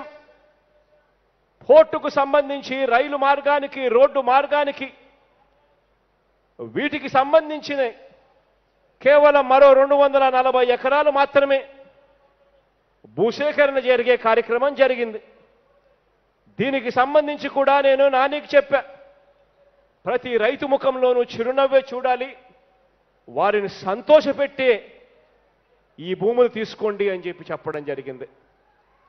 ఈరోజు నేను సంతోషంగా చెప్తా ఉన్నాను, రైతులందరి సంతోషం మధ్య మనస్ఫూర్తిగా వాళ్ళు ఇచ్చిన 240 ఎకరాలతో అవి తీసుకొని ఈరోజు ఒక మంచి పోర్టు ఈరోజు నిర్మాణంలోకి వస్తూ ఉంది. ఈరోజు ఇక్కడే రాబోయే రోజుల్లో పోర్టు అవడం వల్ల పోర్టు ఆధారిత పరిశ్రమలు కూడా వస్తాయి. దాదాపుగా ఇక్కడే గవర్నమెంట్ భూములు ఇంకా చాలా ఉన్నాయి. ఆ గవర్నమెంట్ భూముల్లో 4,000 ఎకరాలను అనుసంధానించి దానికి సంబంధించిన పరిశ్రమలు కూడా ఇక్కడే వచ్చేట్టుగా, ఇక్కడే లక్షల ఉద్యోగాలు వచ్చేట్టుగా ఊతం పడినట్టు అవుతుంది. ఇప్పుడు పోర్టు నిర్మాణానికి సంబంధించి గ్రహణాలన్నీ కూడా తొలగిపోయాయి. అడుగులు ఇక వేగంగా ముందుకు పడతా ఉన్నాయి. మరో 24 నెలల్లోనే ఈ ప్రాంతం రూపురేఖలన్నీ కూడా పూర్తిగా మార్చి ఇదే సముద్ర తీరంలోనే పెద్ద పెద్ద ఓడలు కనిపిస్తాయి ఇక్కడ మన మచిలీపట్నంలో. మరో 24 నెలల్లోనే ఇది జరుగుతుంది అని చెప్పడానికి సంతోషపడతా ఉన్నా. మచిలీపట్నం రూపురేఖల్ని మనందరి ప్రభుత్వం వచ్చిన తర్వాత ఎలా మారుతున్నాయో మీరంతా కూడా చూడండి. మీ కళ్ళ ఎదురునే ఈ తేడాలన్నీ కూడా గమనించేట్టుగా అడుగులు పడతా ఉన్నాయి. గతంలో బందర్ జిల్లా ముఖ్య పట్టణమైనా కూడా కలెక్టర్తో పాటు ఏ ఒక్క అధికారి కూడా ఇక్కడ ఉండే పరిస్థితి లేదు. వారానికి ఒక రోజు బందర్కు కేటాయిస్తే అదే 10,000 అని చెప్పి మంచి జరిగిస్తూ ఈరోజు ఇక్కడే ఈ జిల్లాలోనే కలెక్టర్ ఒక్కడే కాదు, మొత్తం యంత్రాంగం అంతా కూడా జిల్లాలోనే ఉండేట్టుగా ఈరోజు జిల్లా కేంద్రంగాను మచిలీపట్నంను ఉంచేయడమే కాకుండా కలెక్టర్ ఇక్కడే ఉండేట్టుగా కూడా ఈరోజు అడుగులు కనిపిస్తా ఉన్నాయి. ఇక్కడే దాదాపుగా 550 కోట్ల రూపాయలతో మెడికల్ కాలేజీ నిర్మాణం దాదాపుగా పూర్తి కావస్తా ఉంది. ఈ సంవత్సరమే మరో 3 నెలల్లోనే ఆగస్టు సెప్టెంబర్లో మొదలయ్యే అడ్మిషన్స్లోనే మెడికల్ కాలేజీకి సంబంధించి ఫస్ట్ ఇయర్ అడ్మిషన్స్ మచిలీపట్నం పిల్లలకే ఇవాళ జరుగుతా ఉంది అని చెప్పడానికి సంతోషపడతా ఉన్నాను. ఈ మచిలీపట్నం మెడికల్ కాలేజీ ద్వారా దీనివల్ల ఆవనిగడ్డ, పెడన, పామరు, గుడివాడ, కైకలూరు నియోజకవర్గాలకు ఈ ప్రజలకందరికీ కూడా గొప్పగా వైద్య సేవలన్నీ కూడా గొప్ప వైద్య సేవలు అందే పరిస్థితి వస్తుంది. ఏ సమయంలో అయినా కూడా మత్స్య సంపదను ఒడ్డుకు తెచ్చుకునేందుకు నాగుల్ మీరా సాహెబ్ ఆశీస్సులతో ఇక్కడే మరో 420 కోట్ల రూపాయలతో ఫిషింగ్ హార్బర్ కూడా వేగంగా నిర్మాణ పనులు జరుగుతూ ఉన్నాయి. దాదాపుగా 60% పనులు ఇప్పటికే పూర్తయిపోయాయి. మరో 4 నెలల్లో ఈ ఫిషింగ్ హార్బర్ పనులు కూడా పూర్తయిపోయి ఇది కూడా మరో 4 నెలల్లో అందుబాటులోకి వస్తుంది. ఈ ఫిషింగ్ హార్బర్ కూడా ఇక్కడే ఇమిటేషన్ జ్యువెలరీ తయారీకి మద్దతుగా నా పాదయాత్రలో ఇచ్చిన మాట మేరకు కరెంటు ఛార్జీలు తగ్గిస్తామని ఏదైతే చెప్పామో ₹7.65 నుంచి మనం అధికారంలోకి రాగానే దాన్ని ₹3.75కు తగ్గించాం. దాదాపుగా 40,000 మంది ఈ ఇమిటేషన్ జ్యువెలరీ మీద బతుకుతా ఉన్న వాళ్ళందరికీ కూడా మంచి జరిగిస్తూ అడుగులు వేశాం. ఇలా బందరులో అభివృద్ధి ఈ జిల్లా ముఖ్య పట్టణంగా మాత్రమే కాకుండా భారీ స్థాయిలో ఇక్కడే వర్తకానికి, వాణిజ్యానికి, పారిశ్రామిక అభివృద్ధికి వీటికన్నింటికీ కూడా రాబోయే రోజుల్లో కేర్ ఆఫ్ అడ్రస్ గా మచిలీపట్నం ఉండబోతా ఉంది అని చెప్పడానికి గర్వపడతా ఉన్నాను అని తెలియజేస్తా ఉన్నా.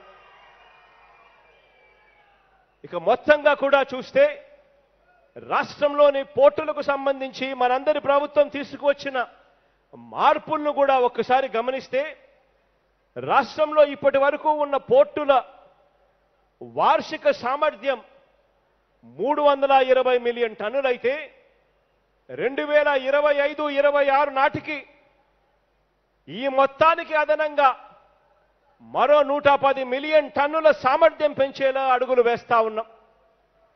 స్వతంత్రం వచ్చి 75 సంవత్సరాలు అవుతా ఉన్నా కూడా రాష్ట్రంలో ఉన్నవి పోర్టులు 4 లొకేషన్లలో 6 పోర్టులుంటే మీ బిడ్డ ప్రభుత్వం అధికారంలోకి వచ్చిన తర్వాత ఈ 4 సంవత్సరాల కాలంలోనే అక్షరాల 16,000 కోట్ల రూపాయలతో 3 గ్రీన్ఫీల్డ్ పోర్ట్లు రామాయపట్నం, మచిలీపట్నం, మూలపేటలోను వీటి అన్నింటినీ కూడా పనులు వేగంగా జరిగేట్టుగా అడుగులు వేస్తాం. ఇప్పటికే కాకినాడ వద్ద గేట్వే పోర్ట్ నిర్మాణం కూడా చేపట్టడం జరిగింది. ఈ 4 పోర్టు నిర్మాణం ద్వారా రాష్ట్రంలో అదనంగా ఒక్కొక్క పోర్టులో డైరెక్ట్ గాను ఇండైరెక్ట్ గాను కనీసం అంటే 25,000 ఉద్యోగాలు వస్తాయి. ఈ 4 పోర్ట్లు అందుబాటులోకి రాగానే అక్షరాల 1,00,000 ఉద్యోగాలు కేవలం ఈ పోర్ట్ల ద్వారానే అందుబాటులోకి వస్తాయి.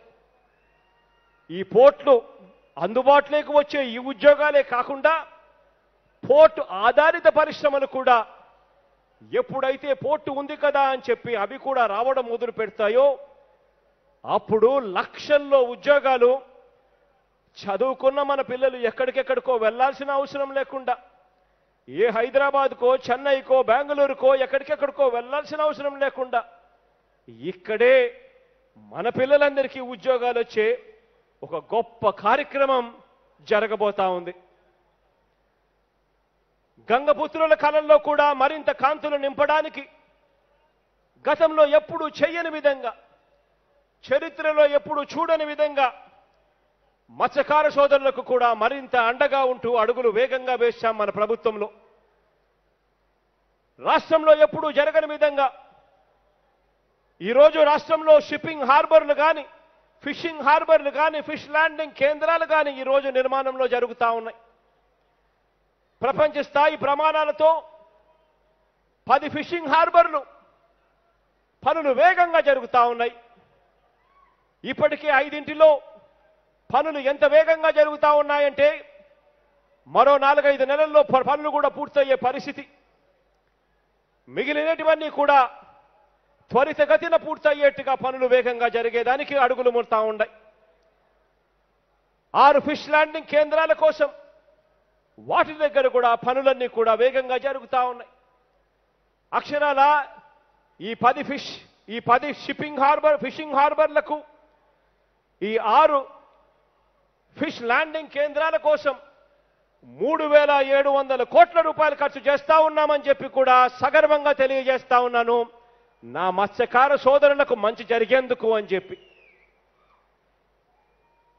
ఒక వంక పోర్టులు వేగంగా నిర్మిస్తూ పోతా ఉన్నాం, మరో వంక ఎయిర్పోర్ట్లు, మరో వంక ఫిషింగ్ హార్బర్లు, మరో వంక ఫిష్ ల్యాండింగ్ సెంటర్లు, వీటి అన్నింటితో పాటు అనుసంధానం చేస్తూ పరిశ్రమలు, ఇటువంటివన్నీ కూడా ఏర్పాటు చేస్తూనే మరో వంక పేదల సంక్షేమానికి కట్టుబడ్డ ప్రభుత్వంగా నా అక్క చెల్లెమ్మల ముఖంలో చిరునవ్వును చూడాలని, పేదరికం అన్నది సమూలంగా తీసివేయాలని, పేదవాడిగా ఉండిపోకూడదు అని, నా అక్క చెల్లెమ్మల కుటుంబంలో వెలుగులు నింపడానికి అక్షరాల 2,10,000 కోట్ల రూపాయలు డీబీటీ ద్వారా, అంటే నేరుగా నీ బిడ్డ బటన్ నొక్కుతా ఉన్నాడు, నా అక్క చెల్లెమ్మల కుటుంబాల సభ్యుల ఖాతాల్లోకి నేరుగా డబ్బులు పడతా ఉన్నాయి. అక్షరాల 2,10,000 కోట్ల రూపాయలు నేరుగా మీ బిడ్డ బటన్ నొక్కడం ద్వారా పంపించడం జరిగింది. ఇక నాన్ డీబీటీ కూడా కలిపితే, ఇక నాన్ డీబీటీ అనంటే నా అక్క చెల్లెమ్మలకు ఇచ్చిన ఇంటి స్థలాల విలువ 30 లక్షల మందికి ఇంటి స్థలాలు. ఒక్కొక్క ఇంటి స్థలం విలువ కనీసం అంటే 5 లక్షలు, కనీసం అంటే 2.5 లక్షలు వేసుకున్నా కూడా 75,000 కోట్ల రూపాయలు. ఆ రకంగా తక్కువలో తక్కువ వేసుకున్నా కూడా నాన్ డీబీటీలో మిగిలినటివన్నీ కూడా కలిపితే 3 లక్షల కోట్లు ప్రజల చేతుల్లో, నా అక్క చెల్లెమ్మల కుటుంబాల చేతుల్లో నేరుగా ఉంచాం. ఎక్కడా ఎలాంటి లంచాలు లేవు, ఎక్కడా ఎలాంటి వివక్ష లేదు. నీ బిడ్డ బటన్ నొక్కుతున్నాడు, నేరుగా నా అక్క చెల్లెమ్మల కుటుంబాల సభ్యుల ఖాతాల్లోకి డబ్బులు పోతా ఉన్నాయి. ఒక గొప్ప మార్పును తీసుకొచ్చాం పాలనలో. ప్రజలకు అందించే సేవల్లో కూడా చూస్తే ఎన్నో విప్లవాత్మక మార్పులు మన కళ్ళ ఎదుటినే కనిపించేట్టుగా ఈ 4 సంవత్సరాలలో అడుగులు పడ్డాయి. పేదలకు అందించే పెన్షన్ మొదలు ప్రజలకు అందించే సేవల్లో సచివాలయాలు, వాలంటీర్ల వ్యవస్థ ద్వారా కానివ్వండి, రైతులకు ఆర్బీకేల ద్వారా కానివ్వండి, పల్లెలోనూ కూడా విలేజ్ క్లినిక్లు, ఫ్యామిలీ డాక్టర్ కాన్సెప్ట్ ద్వారా అయితేనేమి కానివ్వండి, ఇలా అడుగడుగునా కూడా మనందరి ప్రభుత్వం పేదల ప్రభుత్వంగా, ప్రజల ప్రభుత్వంగా తీసుకువచ్చిన ప్రతి మార్పు కూడా మన కళ్ళ ఎదుటనే ప్రస్ఫుటంగా కూడా కనిపిస్తా ఉంది. పేదవాళ్ళ పట్ల, నా అక్క చెల్లెమ్మల పట్ల మమకారంతో ఇప్పటికే 30 లక్షల ఇళ్ల పట్టాలను నా అక్క చెల్లెమ్మల పేర్లతో వారికి అందజేయడం జరిగింది. ఇప్పటికే అందులో 21 లక్ష ఇళ్ల నిర్మాణాలు కూడా జరుగుతూ ఉన్నాయి. ఈ ఇళ్లే పూర్తవుతే ఒక్కొక్క ఇంటి విలువ కనీసం 5 లక్షలు వేసుకున్నా కూడా, 5 లక్షల నుంచి 10 లక్షలు వేసుకున్నా కూడా, కనీసం అంటే ఒక్క ఈ ఇళ్ల పట్టాలు ఇళ్ల వల్ల ఈ 30 లక్షల మంది నా అక్క చెల్లెమ్మలకు అక్షరాల 1,50,000 కోట్ల నుంచి 2 లక్షల కోట్ల రూపాయలు నేరుగా వాళ్ళ చేతుల్లో పెట్టినట్టు అవుతుంది. కనీసం ఒక్కొక్క ఇల్లు, ఇంటి స్థలం, వీటి విలువ కనీసం 5 లక్షలు వేసుకున్న 1,50,000 కోట్లు నా అక్క చెల్లెమ్మలకు ఇచ్చినట్టు అవుతుంది. వివిధ దశల్లో ఇవన్నీ కూడా జరుగుతూ ఉన్నాయి. అమరావతి ప్రాంతంలో కూడా మీ అందరికీ గమనించే ఉంటారు. ఈ మధ్యకాలంలో జరుగుతూ ఉన్న మాటలన్నీ కూడా మీరు వింటూ ఉంటారు.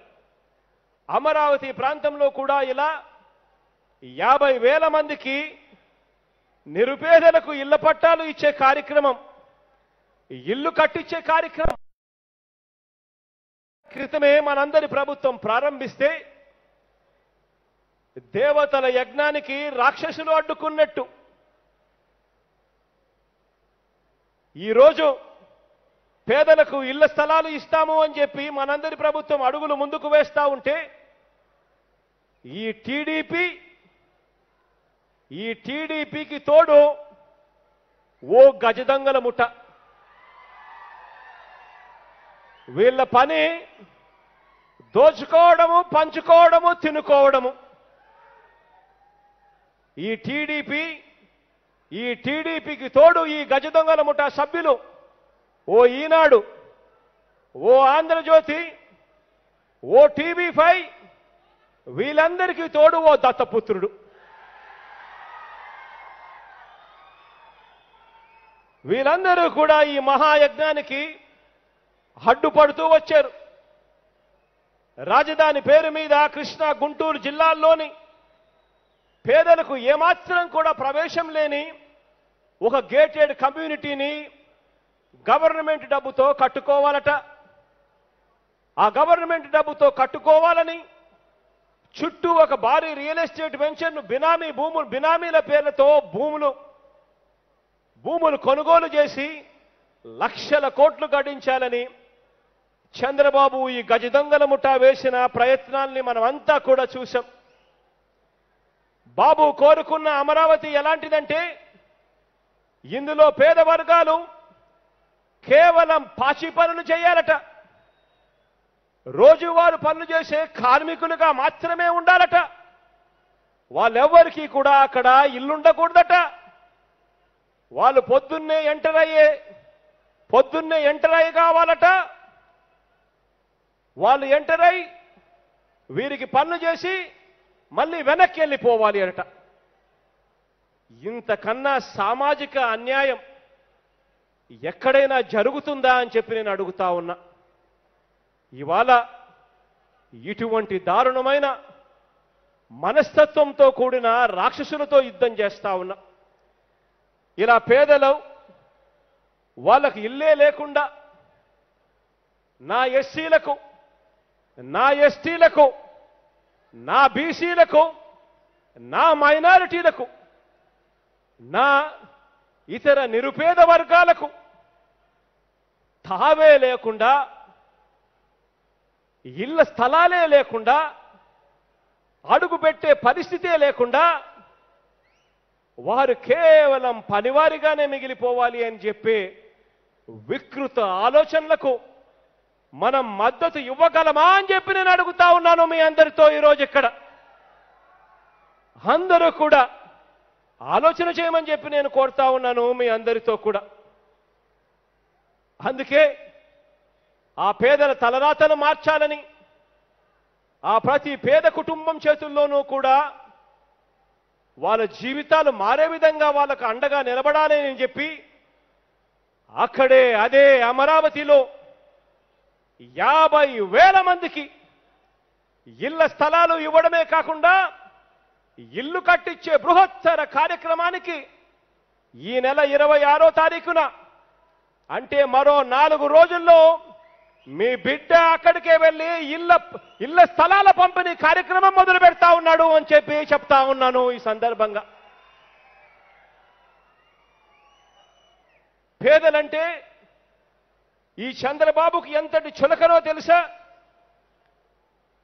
పేదలంటే ఈ చంద్రబాబుకి ఎంత చులకన అంటే ఆయన మాట్లాడిన మాటలు వింటేనే మనందరికీ అర్థమవుతుంది ఈ మనిషికి పేదలంటే ఎంత చులకనో అని చెప్పి. ఎస్సీ కులాలలో పుట్టాలని ఎవరైనా అనుకుంటారా అని చెప్పి ఎస్సీలను దారుణంగా కూడా అవమానించాడు ఈ బాబే. బీసీల తోకలు కత్తిరిస్తాము అని బీసీలను అతి దారుణంగా అవమానించాడు ఈ బాబే. కోడను మగపిల్లాడిని కంటానంటే అత్త వద్దంటుందా అని చెప్పి మహిళలను అవమానించాడు ఈ బాబే. 3 రాజధానులు వద్దు అని అన్ని ప్రాంతాలను అవమానించాడు ఈ బాబే. గవర్నమెంట్ బడులలో ఇంగ్లీష్ మీడియం వద్దు అని మొత్తం పేద వర్గాల మీద దాడే చేశాడు ఈ బాబే. తాను కనీసం ఒక్క సెంటైనా కూడా తాను అధికారంలో ఉన్నప్పుడు ఒక్క పేదవాడికి ఇచ్చిన పాపాన పోలేదు ఈ బాబు. ఇవ్వకపోగా ఒక్కరికంటే ఒకరికి కనీసం ఒక్క ఇళ్ల స్థలం కూడా ఇవ్వకపోగా పేదలకు మీ బిడ్డ ఇళ్ల స్థలాలు ఇస్తుంటే రాష్ట్ర వ్యాప్తంగా కూడా కోర్టులలో కేసులు వేయించింది కూడా ఈ బాబే. అమరావతిలో పేదలకు ఇళ్ల స్థలాలు ఇస్తానంటే డెమోగ్రఫిక్ ఇంబ్యాలెన్స్ వస్తుందట, అంటే సామాజిక సమతుల్యం దెబ్బతింటుంది అని సాక్షాత్తు కోర్టుల్లోకి వెళ్ళి కేసులు కూడా వేసింది కూడా ఈ బాబే.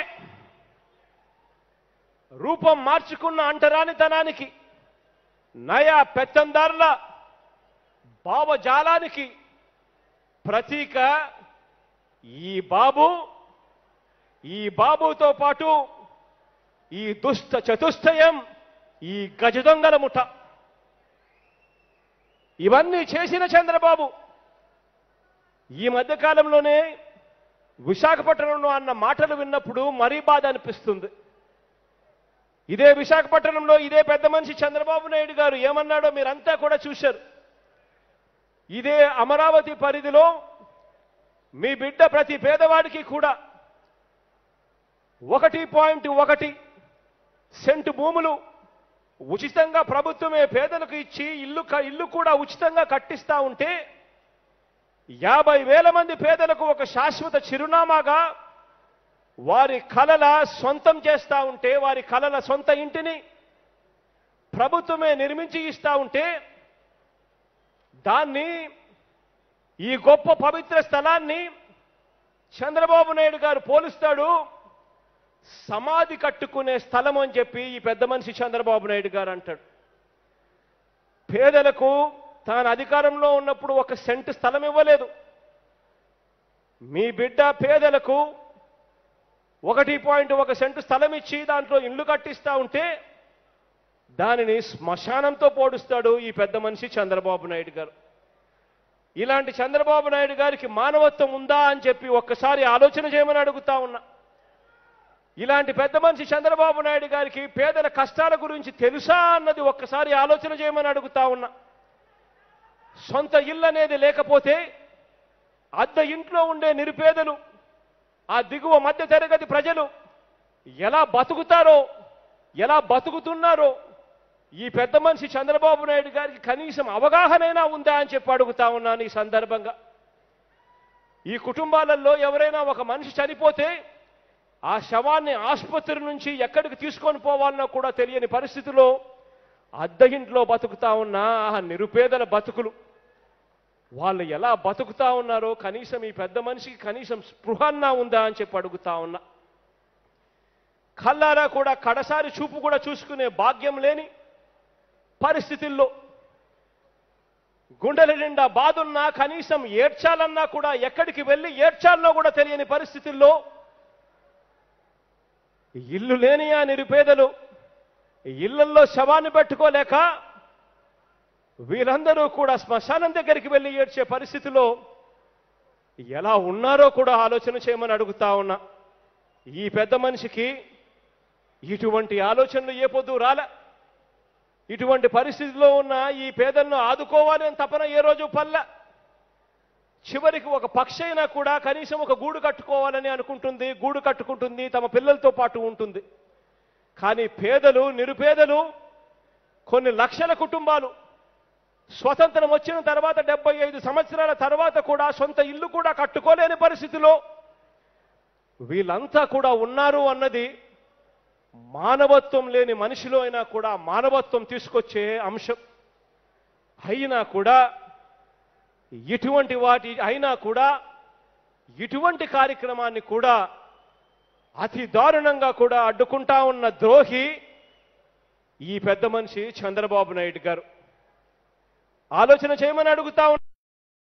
మంచి చేసే చరిత్ర వీళ్ళకెవరికీ లేదు. మంచి చేసిన చరిత్ర ఎవరికీ లేదు. కాబట్టి వీళ్ళెవరూ కూడా పేదల దగ్గరికి వచ్చి మేము ఫలానా మంచి చేశాం కాబట్టి మాకు ఓట్లేయండి అని చెప్పి అడిగే పరిస్థితి లేదు. ఈ మంచి చేసిన చరిత్ర లేని వాళ్ళందరూ కూడా వాళ్ళ ఆలోచనలన్నీ ఒకటే, వాళ్ళ కుళ్ళు కుతంత్రాలన్నీ కూడా ఒకటే. వాళ్ళందరూ చేసేది ఒకటే. ఒక దత్తపుత్రుడిని నమ్ముకుంటారట, ఒక ఈనాడుని నమ్ముకుంటారట, ఒక ఆంధ్రజ్యోతి నమ్ముకుంటారట, ఒక TV5 నమ్ముకుంటారట. వీళ్ళందరూ ఏకమైతే అట ఉన్నది లేనట్టుగా చూపించగలుగుతారట, లేనిది ఉన్న. వీళ్ళందరూ ఏకమవుతే మంచి చేసిన చరిత్ర ఉన్న మీ బిడ్డ ఎన్నికల్లో గెలవడమే కష్టమట. నేను అడుగుతా ఉన్నా మిమ్మల్ని అందరినీ కూడా, ఒక్కసారి మీ గుండెల మీద చేతులు వేసుకొని ఒక్కసారి ఆలోచన చేసి మీ బిడ్డ పాలనలో మీ ఇంట్లో మీకు మంచి జరిగి ఉంటే, మీ బిడ్డ పాలనలో మీకు మంచి జరిగి ఉంటే మీ బిడ్డకు తోడుగా మీరే సైనికులుగా నిలబడండి అని చెప్పి మిమ్మల్ని అందరినీ కూడా కోరుతా ఉన్నా. మీ బిడ్డకు ఈనాడు తోడుగా ఉండకపోవచ్చు, మీ బిడ్డకు ఆంధ్రజ్యోతి అండగా ఉండకపోవచ్చు, మీ బిడ్డకు TV5 తోడుగా ఉండకపోవచ్చు, ఒక దత్తపుత్రుడు మీ బిడ్డకు అండగా నిలబడకపోవచ్చు. కానీ మీ బిడ్డ వీళ్ళని నమ్ముకోలేదు. మీ బిడ్డ నమ్ముకునింది దేవుడి దయను, మీ అందరి చల్లని ఆశీస్సులు మాత్రమే మీ బిడ్డ నమ్ముకున్నాడు. అందుకే మీ బిడ్డ మంచి చేసే ఆ మంచిని చూపించి మీ చల్లని ఆశీస్సులు కోరుతా ఉన్నాడు. ఈరోజు చేసే ఈ కార్యక్రమం ద్వారా ఈ ప్రాంతం ఇంకా బాగుపడాలని, ఈ ప్రాంతానికి ఇంకా మంచి జరగాలి అని చెప్పి మనసారా కూడా కోరుకుంటూ ఈ కార్యక్రమాన్ని ముందుకు తీసుకెళ్తా ఉన్నాం. చివరగా నాని అడుగుతూ మెడికల్ కాలేజీ దగ్గర రోడ్ ఓవర్ బ్రిడ్జ్ నిర్మాణానికి మరో 25 కోట్ల రూపాయలు అవుతుంది. అది మెడికల్ కాలేజీకి ఎంతో ఉపయోగపడుతుంది. మెడికల్ కాలేజీతో పాటు దీన్ని కూడా శాంక్షన్ చేసి మెడికల్ కాలేజీతో పాటు ఇది కూడా అయిపోయేట్టుగా చేయండి అని అడిగాడు. దీనికి 25 కోట్ల రూపాయలు దీనికి కూడా శాంక్షన్ చేస్తా ఉన్నాను అని చెప్పి ఈ సందర్భంగా తెలియజేస్తా ఉన్నా. అదేవిధంగా 6 కమ్యూనిటీ హాల్స్ నిర్మాణం కోసం కాసేపటి కిందట పేపర్లో రాసిచ్చాడు. దానికి 3 కోట్లు అవుతుందని అన్నాడు. దానికి శాంక్షన్ చేస్తా ఉన్నాము. అంబేద్కర్ భవనం రిపేర్ల గురించి ఇక్కడే కాసేపటి కిందటనే ప్రస్తావించాడు. దానికి కూడా 5 కోట్ల రూపాయలు కేటాయింపు చేస్తా ఉన్నాము అని చెప్పి కూడా ఈ సందర్భంగా తెలియజేస్తా ఉన్నా. మరో 12 గ్రామాలకు సంబంధించి ఎంజాయ్మెంట్ సర్వే పూర్తి చేసుకొని 12,615 ఎకరాలకు సంబంధించి వివాదము పరిష్కరించవలసిందిగా కలెక్టర్లను తాను అడిగిన మేరకు కలెక్టర్లకు ఇక్కడే ఇదే సందర్భంలోనే ఆదేశాలు ఇస్తా ఉన్నాము. కలెక్టర్లకు కూడా అర్హులైన వారిని గుర్తించి త్వరలోనే మనం ఇవ్వబోయే అసైన్డ్ ల్యాండ్స్, లంకా ల్యాండ్స్, ఈ పట్టాలతో పాటు వీరికి కూడా పట్టాలు ఇచ్చే కార్యక్రమం చేయబోతా ఉన్నాము అని చెప్పి కూడా ఈ సందర్భంగా తెలియజేస్తా ఉన్నాను. కలెక్టర్లకు ఆదేశం కూడా ఇస్తా ఉన్నాము. కలెక్టర్కు దీనికి కూడా ప్రక్రియ మొదలు పెట్టమని చెప్పి వీటి అన్నిటి వల్ల కూడా ఇంకా ఈ ప్రాంతానికి మంచి జరగాలని చెప్పి మనసారా కూడా కోరుకుంటూ మీ అందరి చల్లని ఆశీస్సులకు, దీవెనలకు మరొక్కసారి పేరు పేరున హృదయపూర్వకంగా కృతజ్ఞతలు తెలుపుకుంటూ సెలవు తీసుకుంటా ఉన్నాను.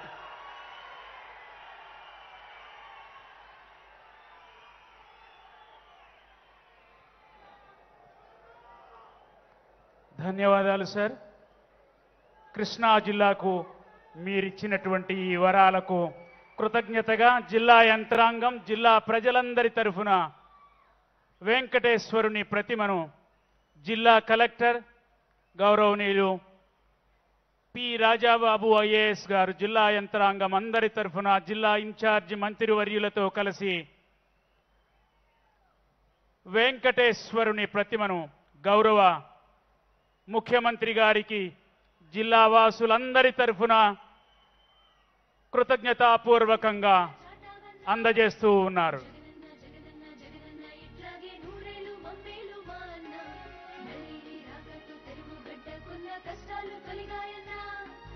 యాడకెళ్ళలేదు రాజన్న, నీ పాలనలో ఉన్నాడు జగనన్న. యాడకెళ్ళలేదు రాజన్న, నీ పాలనలో ఉన్నాడు జగనన్న. అచ్చంగా నీలాగే జగనన్న మా కష్టాలు తీర్చాడా రాజన్న. నీరకతో మళ్ళీ మా పల్లె సీమలు పచ్చంగా మారాయ్యా. నీ సంక్షేమ పథకాలు ప్రతి గడపకు చేరి పండగలే చేశాయ్యా. తమ ఆత్మీయ సోదరునికి సోదరీమణులు అందిస్తున్నటువంటి జ్ఞాపికలు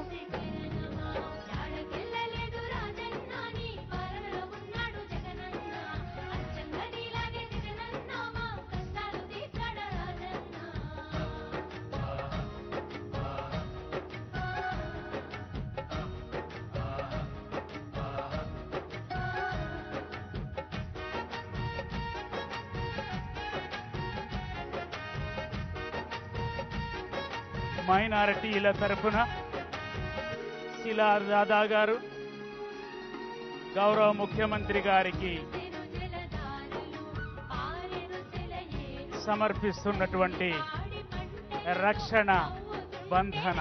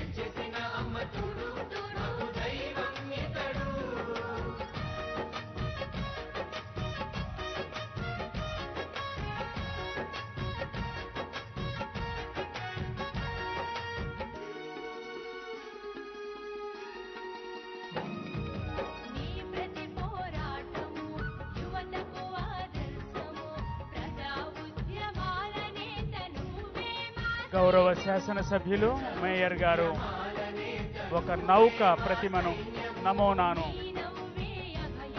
గౌరవ ముఖ్యమంత్రి గారికి అందజేశారు.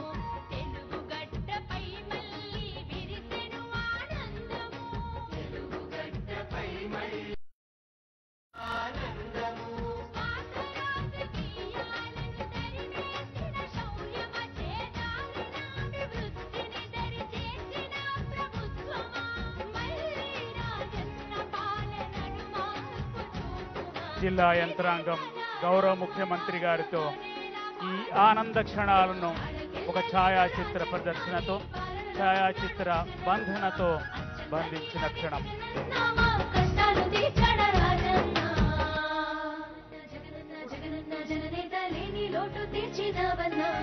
జనగుండె చప్పుడై తెలుగు జాతి ఖ్యాతి నలుదిశలా చాటావన్నా. జగనన్న జగనన్న జగనన్న ఇట్లాగే నూరేళ్ళు మమ్మేలు మా అన్న.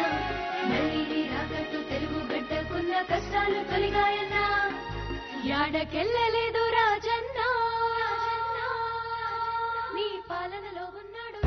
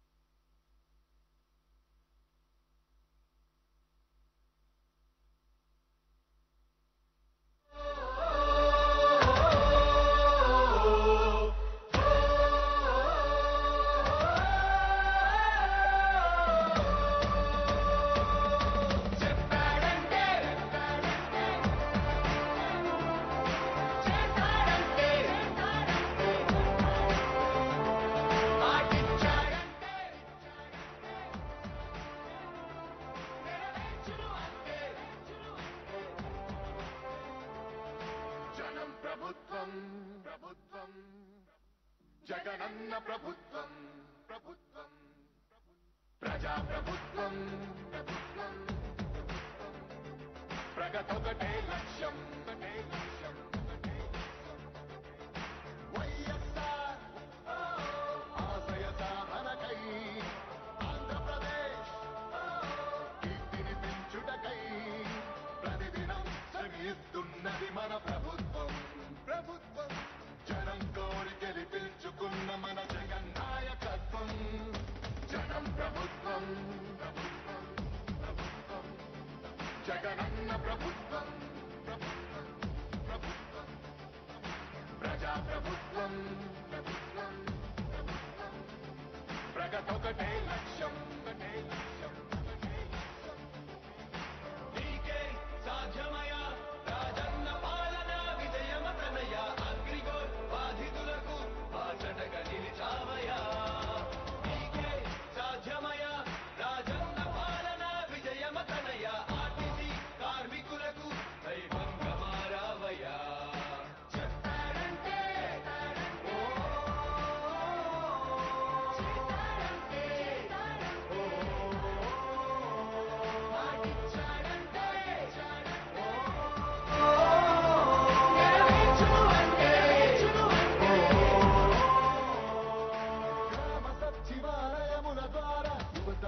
మారింది రైతు భరోసా పథకంతో ప్రతి రైతు మనసు మురిసింది అప్పదాతలకు పెంచిన పెన్షన్ ఆసరాగా నిలిచింది కిడ్నీ వ్యాధి బాధితులకు 10,000 ఊరటిచ్చింది ఆటో కార్మిక సోదరులకు ప్రతి ఏటా 10,000 హోంగార్డుల వేతనాలు పెరిగాయి 21,000 ఆశా వర్కర్ల ఆశలకు ఓ ధైర్యమిచ్చే ప్రభుత్వం పారిశుద్ధ్య కార్మికుల గుండెల్లో నిలిచిపోయే మన జగన్ ప్రభుత్వం జనం ప్రభుత్వం ప్రభుత్వం ప్రభుత్వం జగనన్న ప్రభుత్వం ప్రభుత్వం ప్రభుత్వం ప్రజా ప్రభుత్వం ప్రభుత్వం ప్రభుత్వం ప్రగతొకటే లక్ష్యం ఒకటే లక్ష్యం ఒకటే లక్ష్యం 75% స్థానికులకే ఉద్యోగ అవకాశం 50% మహిళలకు రిజర్వేషన్ల రూపకల్పనం నాడు నేడు మనబడి భావితరాలకు బంగారు పథకం అందరితో జన కష్టాల్ని తీర్చకదిలే అధికార యంత్రాంగం చెప్పాడంటే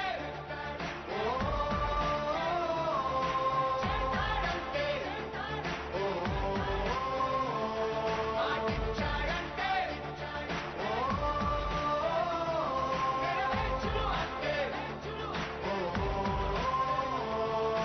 మధ్యముపై మొదలైన యుద్ధం విజయదారులను చూపే వెయ్యి దాటితే ఆరోగ్యశ్రీ ఎందరికో దైవమయ్యే పేదలకిచ్చే పక్కా ఇల్లు సొంతింటి కలను తీర్చే అమ్మఒడి పథకం ద్వారా ప్రతి అమ్మ కష్టాలు తీరే చేనేతలకు ప్రతి ఏటా 24,000 సహాయం అందనుంది వైఎస్ఆర్ ఆసరా పథకం కానుకతో ప్రతి పేదింటికి పెద్దయ్యను మన ప్రభుత్వం యుద్ధ ప్రతిపాదనలతో జన కళ్ళను తీసుకొస్తోంది జగన్